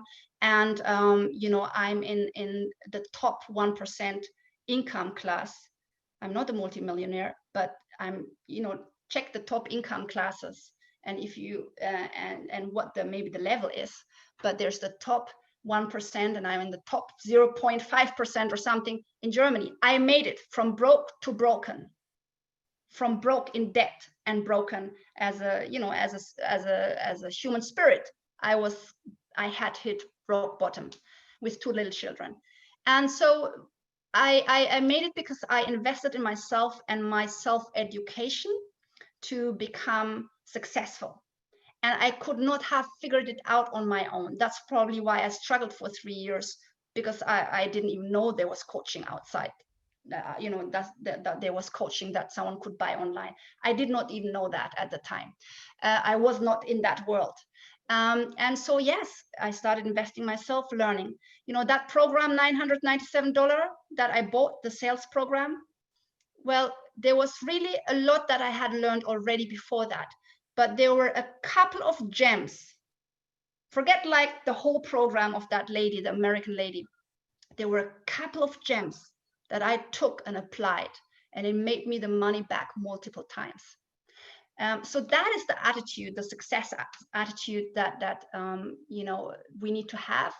And collectively, I know there are many successful Africans among us, you know, wealthy, free, living the lives of their dream, impacting, making amazing impact. And I look forward myself to learn a lot from them. But then I also know, and we all know, that collectively, as communities across the world, collectively, you know, the majority of us have poverty mindsets. And there's a reason for that. We don't need to go into that. But you cannot create wealth or financial freedom or a successful business and start selling successfully with a poverty mindset. All right, that is a whole nother session, another of my favorite sessions, but it starts there. It starts there. So if you feel stuck, or maybe you have a business already, and you wonder why 5 years later you're still not making money, it's your mindset that's holding you back. All right, it's good to start there. Just a quick tip, because I figured that out in my journey at one point. And once you kind of work on that and you turn that around, the success will follow. By the way, always in that sequence, it's never the money and then you kind of adjust to that. It's you grow first as a person, your mindset grows first, and then the success will follow you afterwards in all aspects of life. no matter if it's business, finances, money, freedom, relationships, happiness, spirituality. You grow first, and then the level of the standards that you've set for yourself and where you have reached, and that level, at that level, everything else will meet you there. All right, so yes, let's take a few questions now. I certainly don't want to do a monologue here, but I feel so passionate about that, about Africa, about mindset. I wished I had known 20 years ago. I wished I had known. But those were different times anyway. So what I will do now, okay, I'll take some questions. And in the past, if you remember, I let you unmute yourself. I don't think you can today, because last time while I was giving my presentation, people were unmuting themselves. And so I wanted like a quiet, uninterrupted one. I'm going to spend the link, share the link again. And if you watch the replay somewhere or the webinar, you will find the link top right or down below. Okay, so let me take a few questions now in writing today. Okay, let's try it. I'm trying something new. Last time I let you all talk and it was a little bit, or maybe I can, let's try it actually, because I think I can. Let's try it. Hold on. Let me try, because I love hearing your voices. Hold on. Mute all, allow. Okay, so let's try it. So don't unmute yourself unless you're asking a question. Let's try it. Otherwise, I can mute everyone again.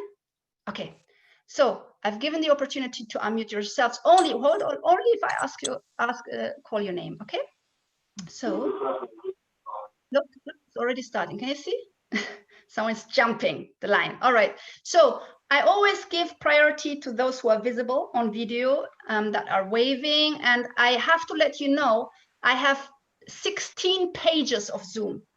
So I cannot see everyone waving, but I'll go through the pages. So I can see Sherry. Sherry, because I always say in business, you have to be visible. So if you are hiding in the masses quietly behind a name and no face, you're not visible.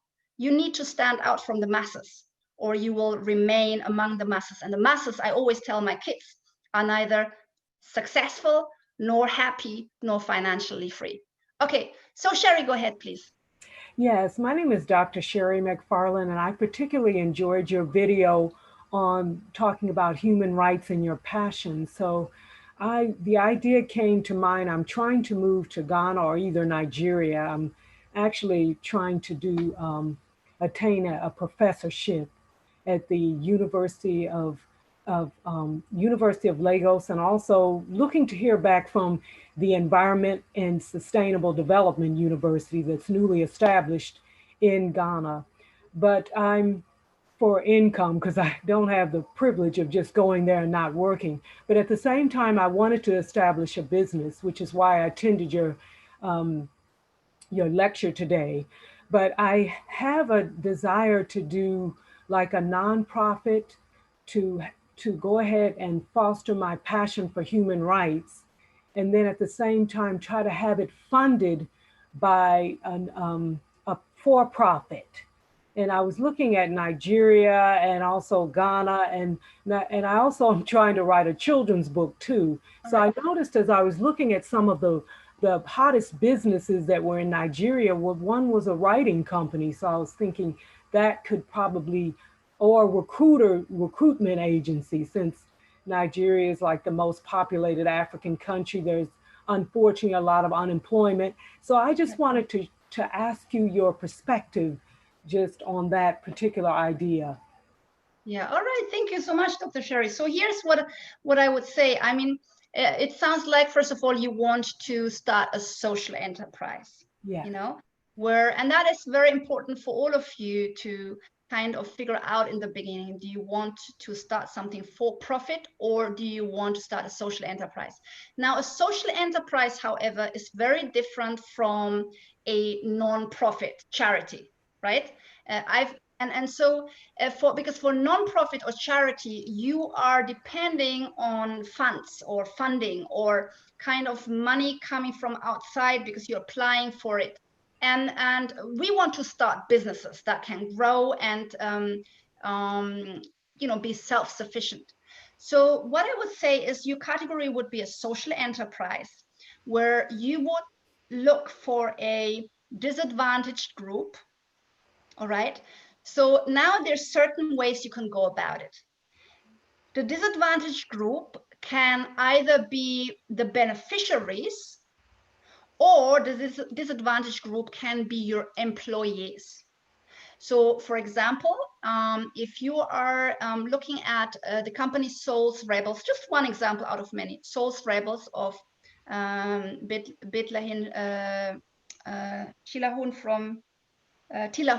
from Ethiopia. She started a leather processing factory, and she decided to employ the disadvantaged, which are women who suffered from leprosies or the after effects of leprosies. So that means they were the most marginalized from the society, not just poor women, but they had also illnesses, and people were like pushing them out of the communities. And so she decided, for example, to give back to these disadvantaged communities, that also, because you talked about human rights, there are no rights for them, they're just being pushed out of the society. And she employed them, she gave them future and perspective, and that was part of her brand also in the beginning. I don't know how far that has gone, but she has still built a multi-million-dollar company. So that is, I always say to all of you, this is very, very important. I know we want to help Africa, but I personally would really suggest that we help in a way that is profitable, because when we build profitable businesses, we can grow the businesses very fast, we can contribute towards the national economy. And once we have money, we can also then go into charitable work, let's say. So, so I take a different approach. First, create profits and then help. But then you can create profits by, as I said, creating a social enterprise, or employing the most disadvantaged. It could be refugees. It could be women who suffer domestic violence. It's endless. I mean, when you look for groups in Africa that suffer injustice, it's endless. I've seen a documentary in Uganda of women who had left prison, and there was one lady who took care of the children of these women and those women. And so instead of just looking for donations, build a business around that. And there's so many ways you can do it. But one example we touched upon today was, for example, the tree planting, where corporates, because Dr. Sherry, you also mentioned corporates that are looking for social responsibility, or they're looking for environmental responsibility. And the big next thing will be to reduce your carbon footprints as a company, especially when you're a manufacturing company or you are an exporter, or an airline in Africa, And so if you are then the one that is connecting those corporates with the disadvantaged communities, the refugees, the impoverished women, who then plant the trees to build carbon surplus, not surplus, but to help balance out the carbon footprint of companies, that is an amazing business model that is perfect for Africa, because not only are you helping the women, you are actually also putting new vegetation out there and help combat dry land and the effects of that in poor communities. So this is a brilliant business model that I think anyone can do, if you are based on the continent. That's important. So thank you for your question, Dr. Sherry. Who goes next? Who goes next? Let me see. Who can I see? Yes, John Legend, please. John, and then Jonathan, John Legend, Jonathan, and ladies, Hodan Yusuf. All right, the three of you, yes, please. Uh, all Yes, right. Can you hear me, Dr. Harnet? yes, please. Go ahead. Thank you for this lecture. First of all, I want to thank you for all the great content you're putting out there. And question for you: what took you so long to make the move to Africa? Oh, right. Okay. Just a personal question. Yeah, I mean, I'm happy to answer that. I actually moved to Africa before. I thought I'm going to share this in another YouTube video. I've moved to Africa before. I've moved to Eritrea in 2003. I was in my late 20s at the time. And I lived in Eritrea for 2 years. Unfortunately, things there got from bad to worse and to worse. And I was not able to remain or to start a young family there. So I came back, and then the dream was always there. But you know, I had two little children, and I said I was broke and broken. You know, and when you're broke and broken with two little children in tow, I'm going to mute everyone. It's not the right time. So it's very important also to. Everyone has their right time. For me, it wasn't the right time. And then I wanted to move a couple of years ago. And then Ebola hit. And so, you know, I'm like, oh no, oh, Ebola, you know, let's see. And then they're saying it's a disaster, you know, the WHO said actually it's a national emergency. They actually declared it as a national kind of emergency. And I decided, okay, I'm going to wait and see where this is going. And then I wanted to move in April. I was ready. And then COVID hit, you know, so there were also delays. I would have gone 2 years ago. All right, so who is next, please? No, I actually mentioned you already, Jonathan and Hodan. Yes, yes, ladies. Yes, just a moment. So Jonathan and Hodan, yes, Yusuf. Hodan, Yusuf, go ahead, please. Can you hear me, Doctor? Yes, please. Okay, my question is real quickly. At the beginning, you talked about the opportunity and risk. You had the image on the screen. Is there a formula or a process of determining a country's risk versus opportunity? That's it. Yeah, this is a great question. And no, for someone who would just look from the outside, it is not so easy to determine that. What I have actually done, I have actually taken into consideration a lot of indicators. So, excuse me. So I have taken certain indexes. So there's, for example, the Mo Ibrahim Index. He's a Sudanese philanthropist for good governance. So you can look at the governance aspects of countries, and that includes security locally, it includes human development. Then I have taken indicators of the ranking of the World Bank ease of doing business. And I know that many of you say, oh, don't trust the World Bank. It's not about trusting, it's just these are figures in terms of that have been provided also by African governments. So it would be, for example, how long does it take to register a business in the country? So that's not something someone else makes up. It either takes 24 hours or it takes, you know, 4 weeks or 4 months. Yeah. So this kind of, or how expensive is it to ship across borders, or can you protect your investment in a certain country as a non-national? So there's so many indicators, and I have basically given all of them values. And since I've done statistics also in my studies, I've then you know, looked at the values and the outcomes, and I created an overview. That overview again is available in the Africa Business Academy. I have it for each country.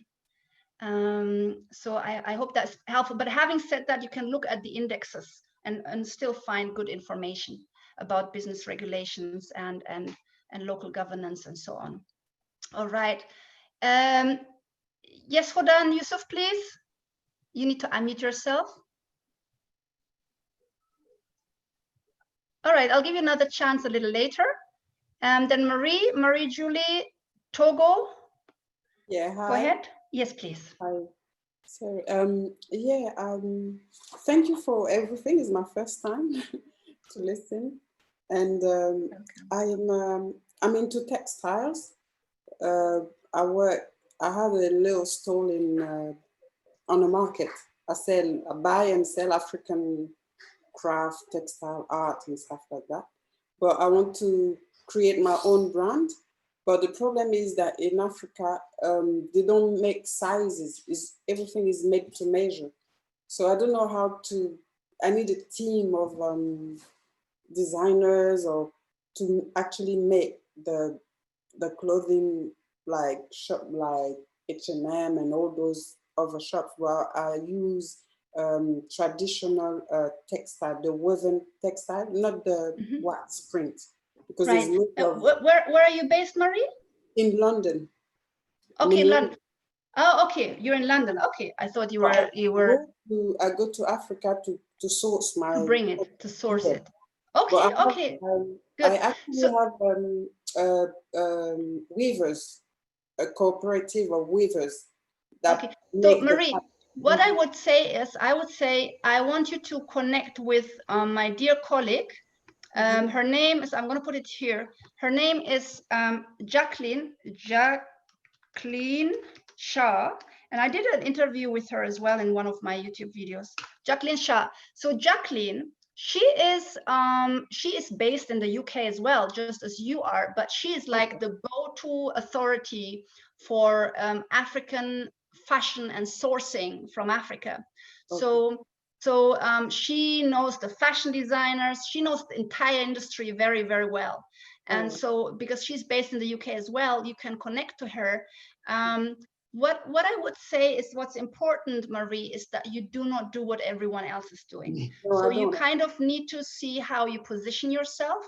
Yeah. I mean, that's a whole different session, you know. I talk about positioning a lot. But yes, so that is important, you know, so that you understand how you stand out. That is a huge problem for many African businesses. They do not know how or understand the power of positioning, what it means and how you actually stand out in your industry, in the market. Yeah, again, if you join the Academy, this is something we go into in detail, how to position your company or yourself. But yeah, I hope this connection was helpful. And by the way, I don't just put my connections out there for everyone, but I know that Jacqueline really enjoys it. So that's why I do it. She doesn't mind, you know. So who is next? I already said Togo. Yes, please. First of all, thank you for your forum today. I attended one several months ago, and I was thinking that I needed you. So when I looked at my email and saw that there was one today, the timing was perfect. I'm based in Tampa, Florida. I have 20 years of global supply chain experience in the corporate world, but within the first quarter of this year, I set up I became a federal contractor supplying wholesale goods to the U.S. government, particularly COVID supplies. As a part of that, I'm required to have enough product on the ground to hit anywhere in the continent of the United States within 7 days. It's now time for me to expand it globally. And as I look to supply, not necessarily COVID supplies, but supply materials and products to the African continent, I'm wondering, to go after contracts, do you think I should first target or first establish contacts with the embassies here through individual country websites? All right, to the United Nations. Let me ask you, just to clarify, are you interested to source products above all, or possibly, because I would love to say something towards that, also offer your services, your expertise? It goes both ways. So once the supply chain is established, I can find factories here or factories globally and supply Africa or African agricultural products, factories, manufacturers, entrepreneurs there, and then bring to the diaspora, to the rest of the world. It goes both ways. Okay, all right.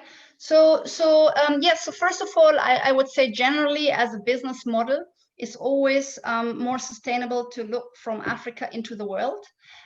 because Africa is at a point now where it really tries to cut down its imports. And you really kind of feel it and see it, because imports are being made more difficult in Africa, are being made more expensive. The new rules are coming, closing entire businesses altogether. Imports in Africa, bringing imports into Africa are really only, let's say, really approved of by government if they are going towards the manufacturing sector locally. So if you wanted to bring items from the US into Africa, from the African regulation perspective, it would be much more sustainable for you to bring in potential ingredients that are needed in the manufacturing either the raw materials or the component parts for manufacturing. Exactly, or the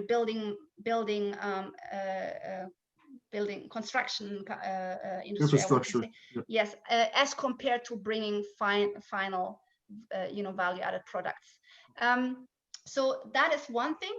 Other than that, yes, out of Africa, especially food products, as we have seen also now with COVID, the trade of food never stops. And I would be looking particular, if that's of interest to you, I don't know, but particular at, for example, superfoods, very powerful now, especially with the COVID, but a huge trend, or gluten-free flour. Because I always say, you guys in the US, I mean, compared to the products we have here in Europe, you are so far behind. The gluten-free market in the US is so underdeveloped.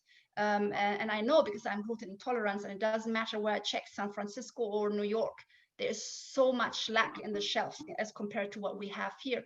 And so I believe that if you would bring, for example, gluten-free cassava flour, you have one of the biggest exporters in Rwanda, but you also get that gluten-free cassava flour out of Nigeria and Ghana and other countries, I'm sure too. But you need to look for companies, exporters, who actually have the quality standards to export into the US. And the company in Rwanda has that. So yeah, I think you could offer that gluten-free flour to manufacturers in the US. But then also with your global supply chain expertise, oh my God, there's so much you can do at the supply chain and in Africa in terms of giving consultations and being paid as an expert and consultant, which would then allow you also to travel a lot. So there's a lot you can do. Okay, you're welcome. All right, so next, let's see. And by the way, today I'm not taking as many okay, don't unmute yourself, please, until I ask. I'm not going to take as many questions as I usually do, because it's very late at our end, and my kids just let themselves into the house alone, prepared dinner, and are waiting. That's just part of being a mom and running a business. Welcome to my world. Okay, so we take who is next? Okay, Jolly, you're certainly a go-getter. So Jolly, who else is waving? Kareem and Tiffany. All right, go ahead. Go ahead, Jolly. Lolly, sorry, it's not Jolly, it's Lolly J. Sorry, Lolly, go ahead. Yes, go ahead, please. Who should go? You. Oh, I wanted to ask about. All right, we have a lot of people. No. Yes, Lolly J. Lolly J is next. Go ahead. Yes, thank you. This is, I think, my third time participating, and it's been great info. Can you hear me? Yes, please. And you what Lolly and everyone else, I want to be very oh gosh, this is terrible. Just ask your questions quickly. Okay, yes. Okay, I am currently, I started a food production company, food manufacturing. Let me mute everyone again. I'm so sorry. And unmute yourself again, Lolly. People are jumping the queue. Sorry, you need to unmute. Yes. No problem. I started a food manufacturing, making different products that I want to sell locally. I'm based in Accra, Ghana. I'm from Brooklyn, New York, but I've been living here in Ghana for almost 5 years. My problem is I want to export. I want to export to the US, and also I want to do inter-African trade to other, neighboring African countries. But I find that the shipping costs are extremely prohibitive. And so one of the things I wanted to find out about is possibly getting into that as well, as far as logistics and having indigenous shipping, air freight. Right. All right, Loli, I'm gonna give you a quick answer, and I'm sorry, I don't mean to interrupt any of you, but because time is short, I just want to get in as many questions as I can. You're absolutely right. Shipping across the continent is expensive, and it's a major challenge for people who want to import or trade with Africa, because transport cost is very high. And what I would say, I know one company in Africa, in Ghana, actually based in Ghana, that we're working with our importers, Swiftly Global, and they've started from scratch. Look, I'm giving you all gems here, guys, so you can see how they have they've built a great platform, and maybe you can see how you can you can maybe engage with them and see what part you can fulfill if you have any experience in that regard. I think important, however, Loli, is that you build something first, and the best way to do it is to ask people in the industry, the people who are shipping and trading, what kind of challenges they face. And one challenge that we've come across is, for example, how everything is packaged, so it's not just the shipping, but very often how the things arrive in Europe is not especially if it's food items, it's not up to standards, or arrive in the US with international standards, if a retailer or a supermarket or manufacturer makes an order. And so there's so many aspects that are missing in that whole logistics sector, starting from how do I correctly package that stuff to ship it, All right, so I hope that was something important, is that you understand how to position yourself, Loli. Again, I will always talk about positioning. All right, mute everyone. Okay. All right. Okay, who else did I call? Okay, who else did I call? Just grab the microphone if I've called you already. All right, I said, Tiffany, you need to be fast. Hi. Business is about who goes fast goes first. Yes, Tiffany, Kareem. Okay, go ahead. Yes, please. Okay, yes. So I think some of my questions may have been answered, but just to let you know, I am in food and nutrition and just overall healthy lifestyle. So I currently do, for example, a gourmet egusi, which is from the egusi seed, which is sourced from Africa. It's with a granola. So I currently have to source my products from either an online vendor or I have a local person here. But what I ran into with COVID-19, and I just wonder how this would affect any other business if I wanted to export, for example, dried fruit or moringa or baobab. They said they were not able to actually get it exported here. So sorry, Tiffany, I need to mute everyone. People are jumping the line. All right, Tiffany, yes. Go ahead, please. Okay, so I was saying that with the egusi seeds that I was getting from an online vendor that sources products from Nigeria, and also there's a local place, I'm in the Greenville, South Carolina area, is African Jamaican Caribbean market. And they were sharing with me that they were running into problems with the COVID-19 with actual costs and importing and not be able to get certain things in. So I was just concerned with that, even as I'm trying to grow my business and wanting to look at things again related to superfoods, as you talked about, whether it's the dried fruit, moringa, baobab, even like the egusi seeds that I'm currently doing with the granola. All right, Tiffany, sorry, because I know so many more people are queuing, but I think I got the essence of your question. And so, yes, of course, we've seen, so many changes and challenges due to COVID-19. However, what we've also seen, the food trade, even if there were some challenges, it continued. And I talked with logistic company in Africa, and they said we can actually see the shipments increasing. So that means there are more shipments, many more than we had before. We can fill more containers. We can now let people share containers because we have so many more shipments per month. And so at this end, I'm hearing a different story at the African end. So it could also be, you know, to just look into the kind of logistics that you're using to make it happen. I've seen also airlines who stopped their flights with passenger flights, of course, as we all know. But what they have done is they have put cargo on the seats of passengers because they still needed to make money as airlines, and the trade of goods still needed to continue. So I would, you know, rather look at how can I improve the logistics from the African end and make it cheaper. And I just gave you a gem earlier on. You know, Swiftly Global are doing a great job in that regard. I wrote it down. All right, fantastic. Okay, so who goes next? Hello. I'll Me. take. It's Kareem. Hello. Yes, Kareem, go ahead, please. Oh, Kareem, you need to unmute yourself again. Hi, Doc. Good to see you again. Thank you. Former member of ABBA. But I just have a quick question.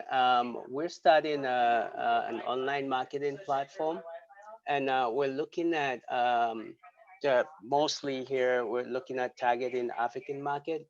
What kind of strategies do you think we should be employing in attracting those clients? And also, I'll take any recommendations if you have some clients. Okay, let me ask a few questions. By the way, everyone, I'm sharing the link again just to let you know to join our academy.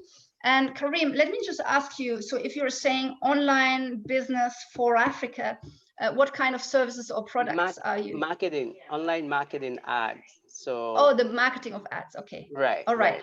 So absolutely, this is great. So what I would do, the first suggestion I have, Kareem, is that you focus on a particular industry in a particular country. So don't try to take on the whole of Africa or everyone who wants your marketing. That never works. So some of the, I mean, marketing, it could be banking and insurance companies who are looking to sell their products.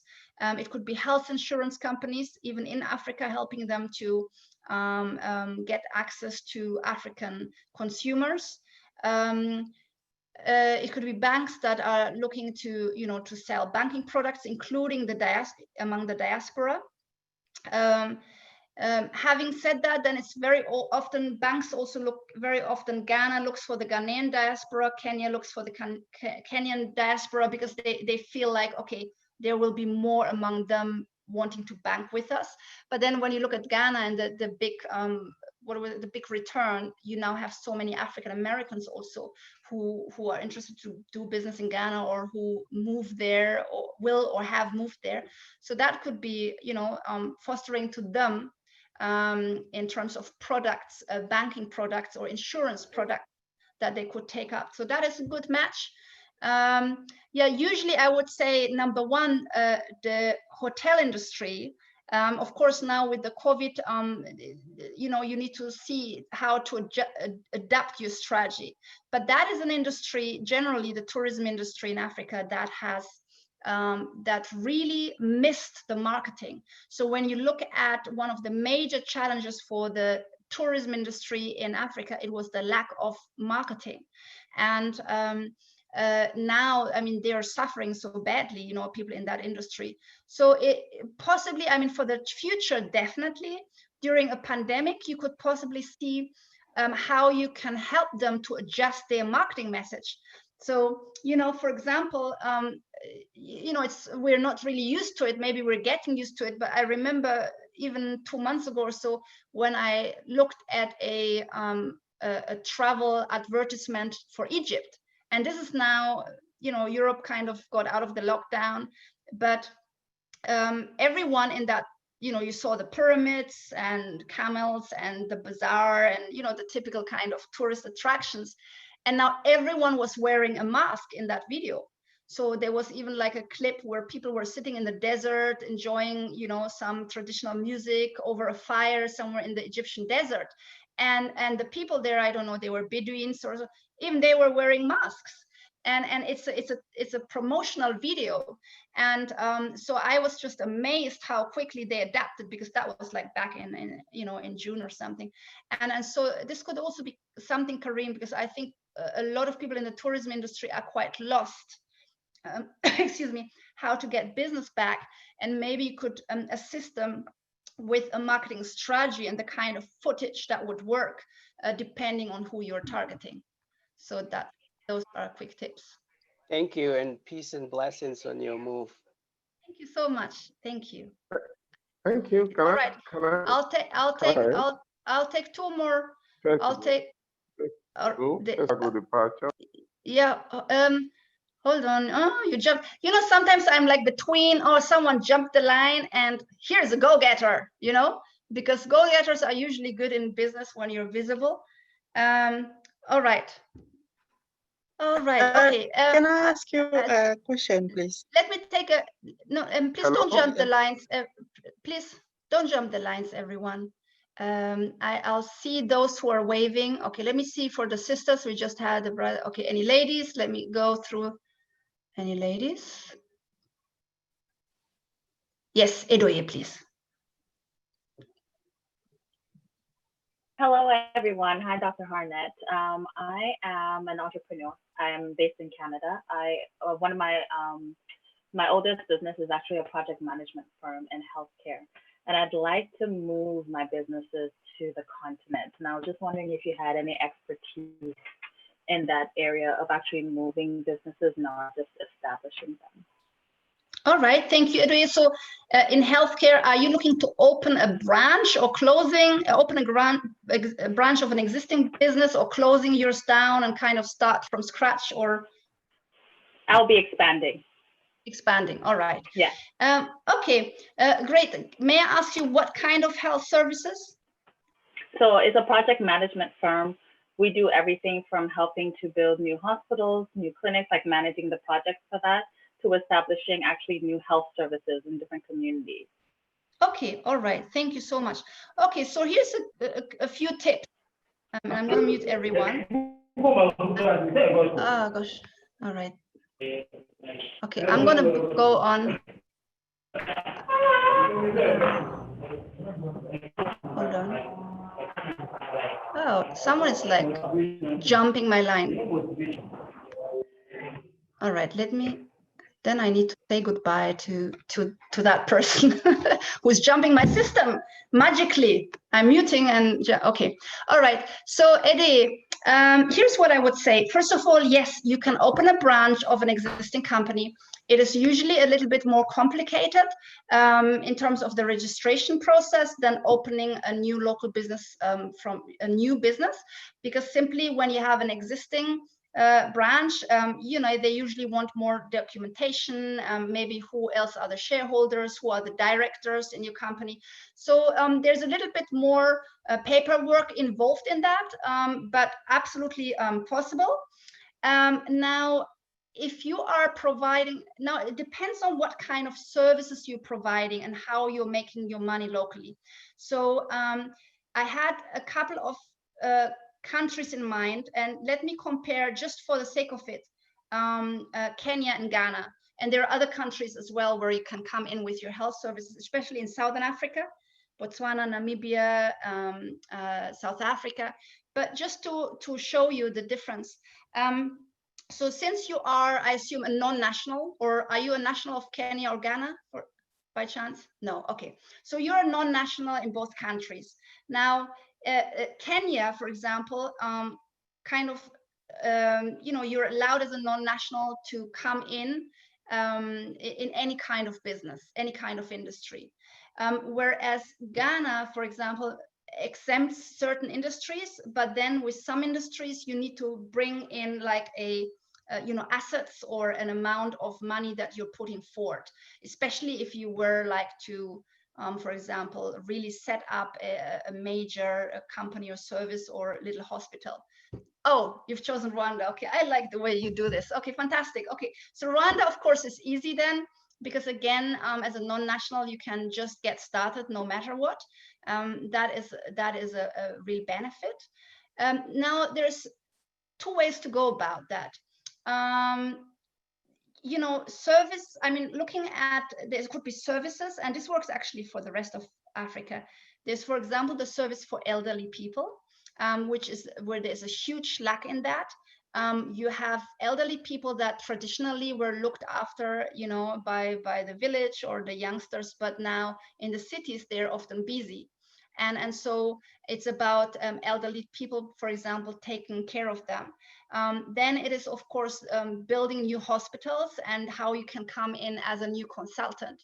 So I have to confess, when it comes to Rwanda, I'm not sure what their goals are in the health industry at the moment with hospitals and so on, but your best contact would be the RDB, the Rwandan Development Board, and they have a department for health, or the Ministry of Health.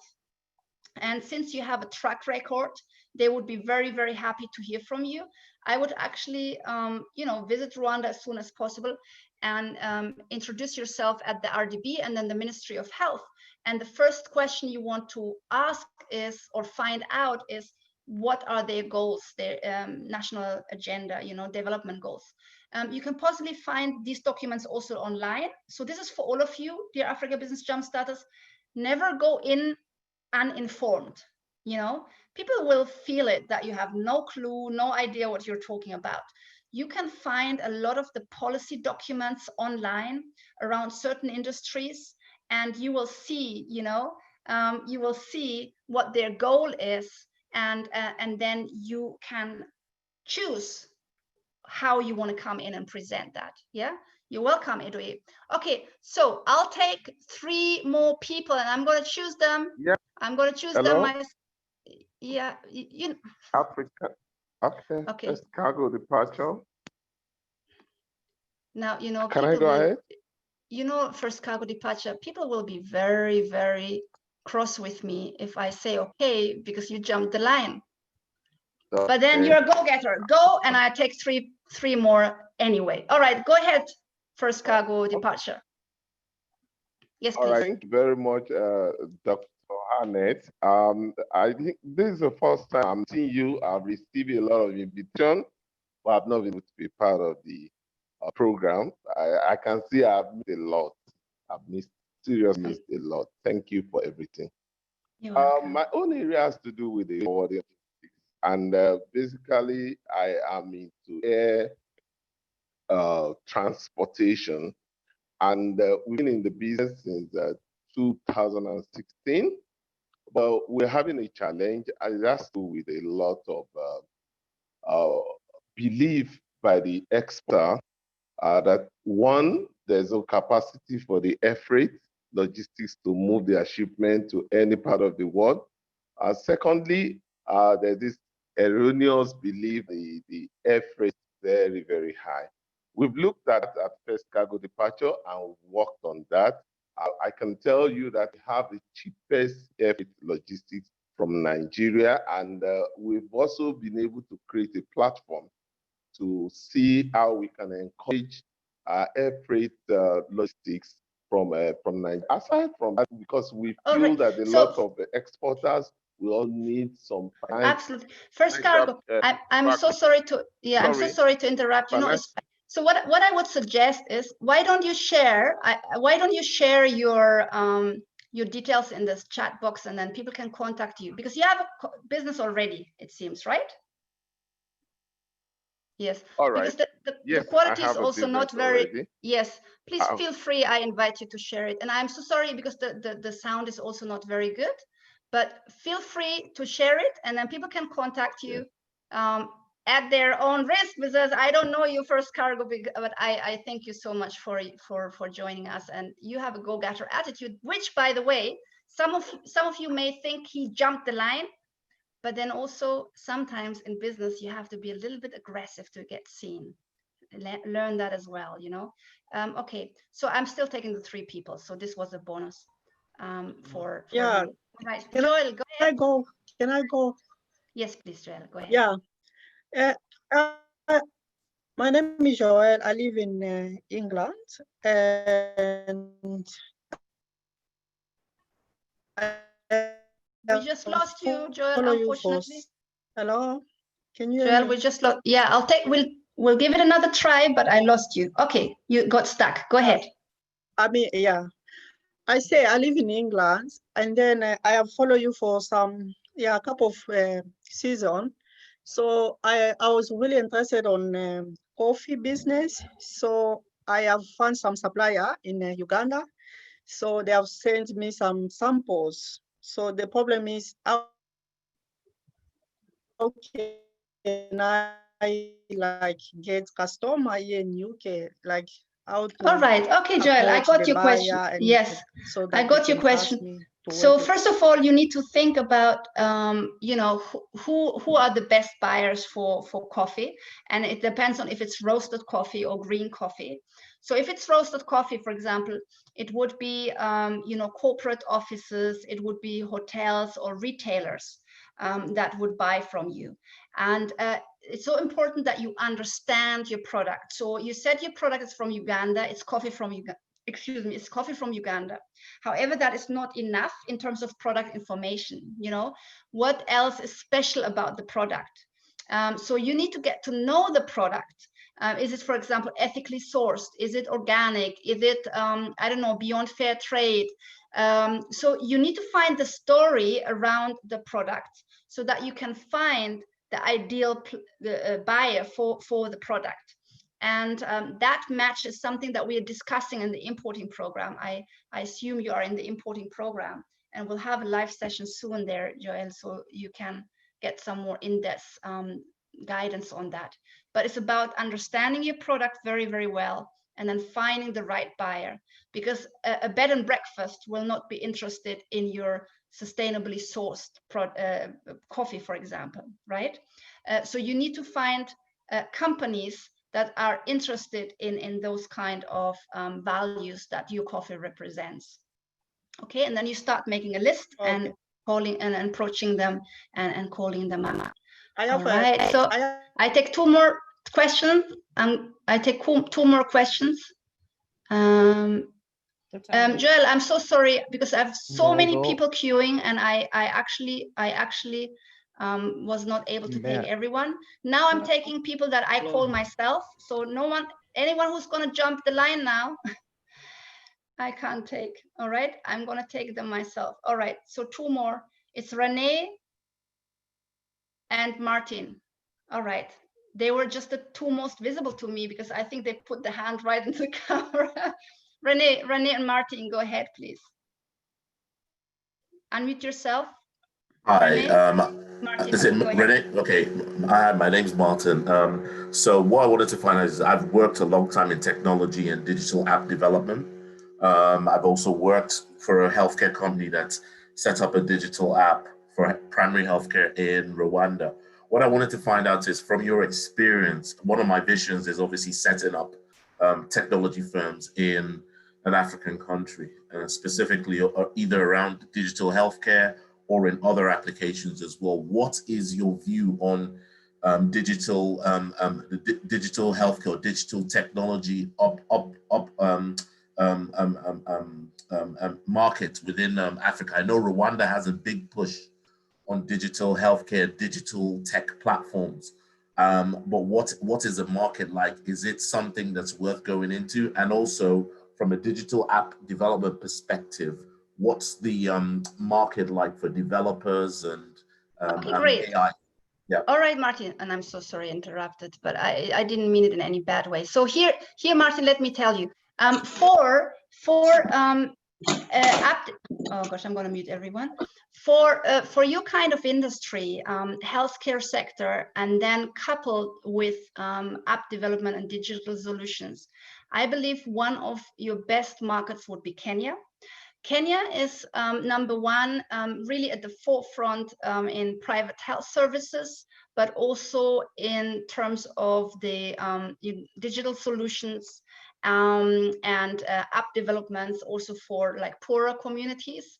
And so you also have like one of the best kind of, you have a lot of app experts, but you also have like the fastest internet. So you have a very tech-savvy, a very tech-savvy population.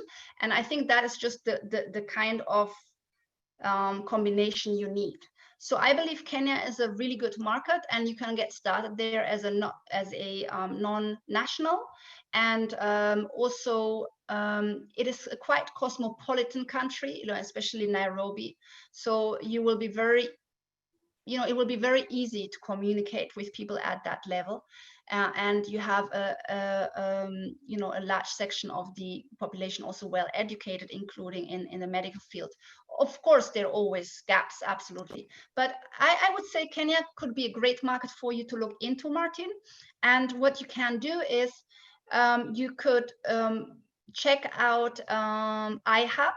iHub is Kenya's tech space, leading tech space. It's the tech hub for Kenya, and they're brilliant. And they would be able to let you know, for example, what kind of solutions are being worked on currently. And then also, of course, you have like medical associations from which you can find out more in this regard. So that's the quick guidance I can give you here. Yeah, I hope it was helpful. All right. So Renee, go ahead, please. Hi, hello, my name is Renee. Yes, please. Hello? Yes, please. Hello. Yes, my name is Renee. I'm from the United States. My husband is from Cameroon, and we're part of we're part of the business together. We have a company, it's Khmer Excel. And I have an exporter of someone who's interested in the pepper product that we have. And our goal is to be placed on the supplier list, because you see so many people. And one of the things that we have to do is we have to get the FDA approval. And I'm getting the FDA approval from the United States.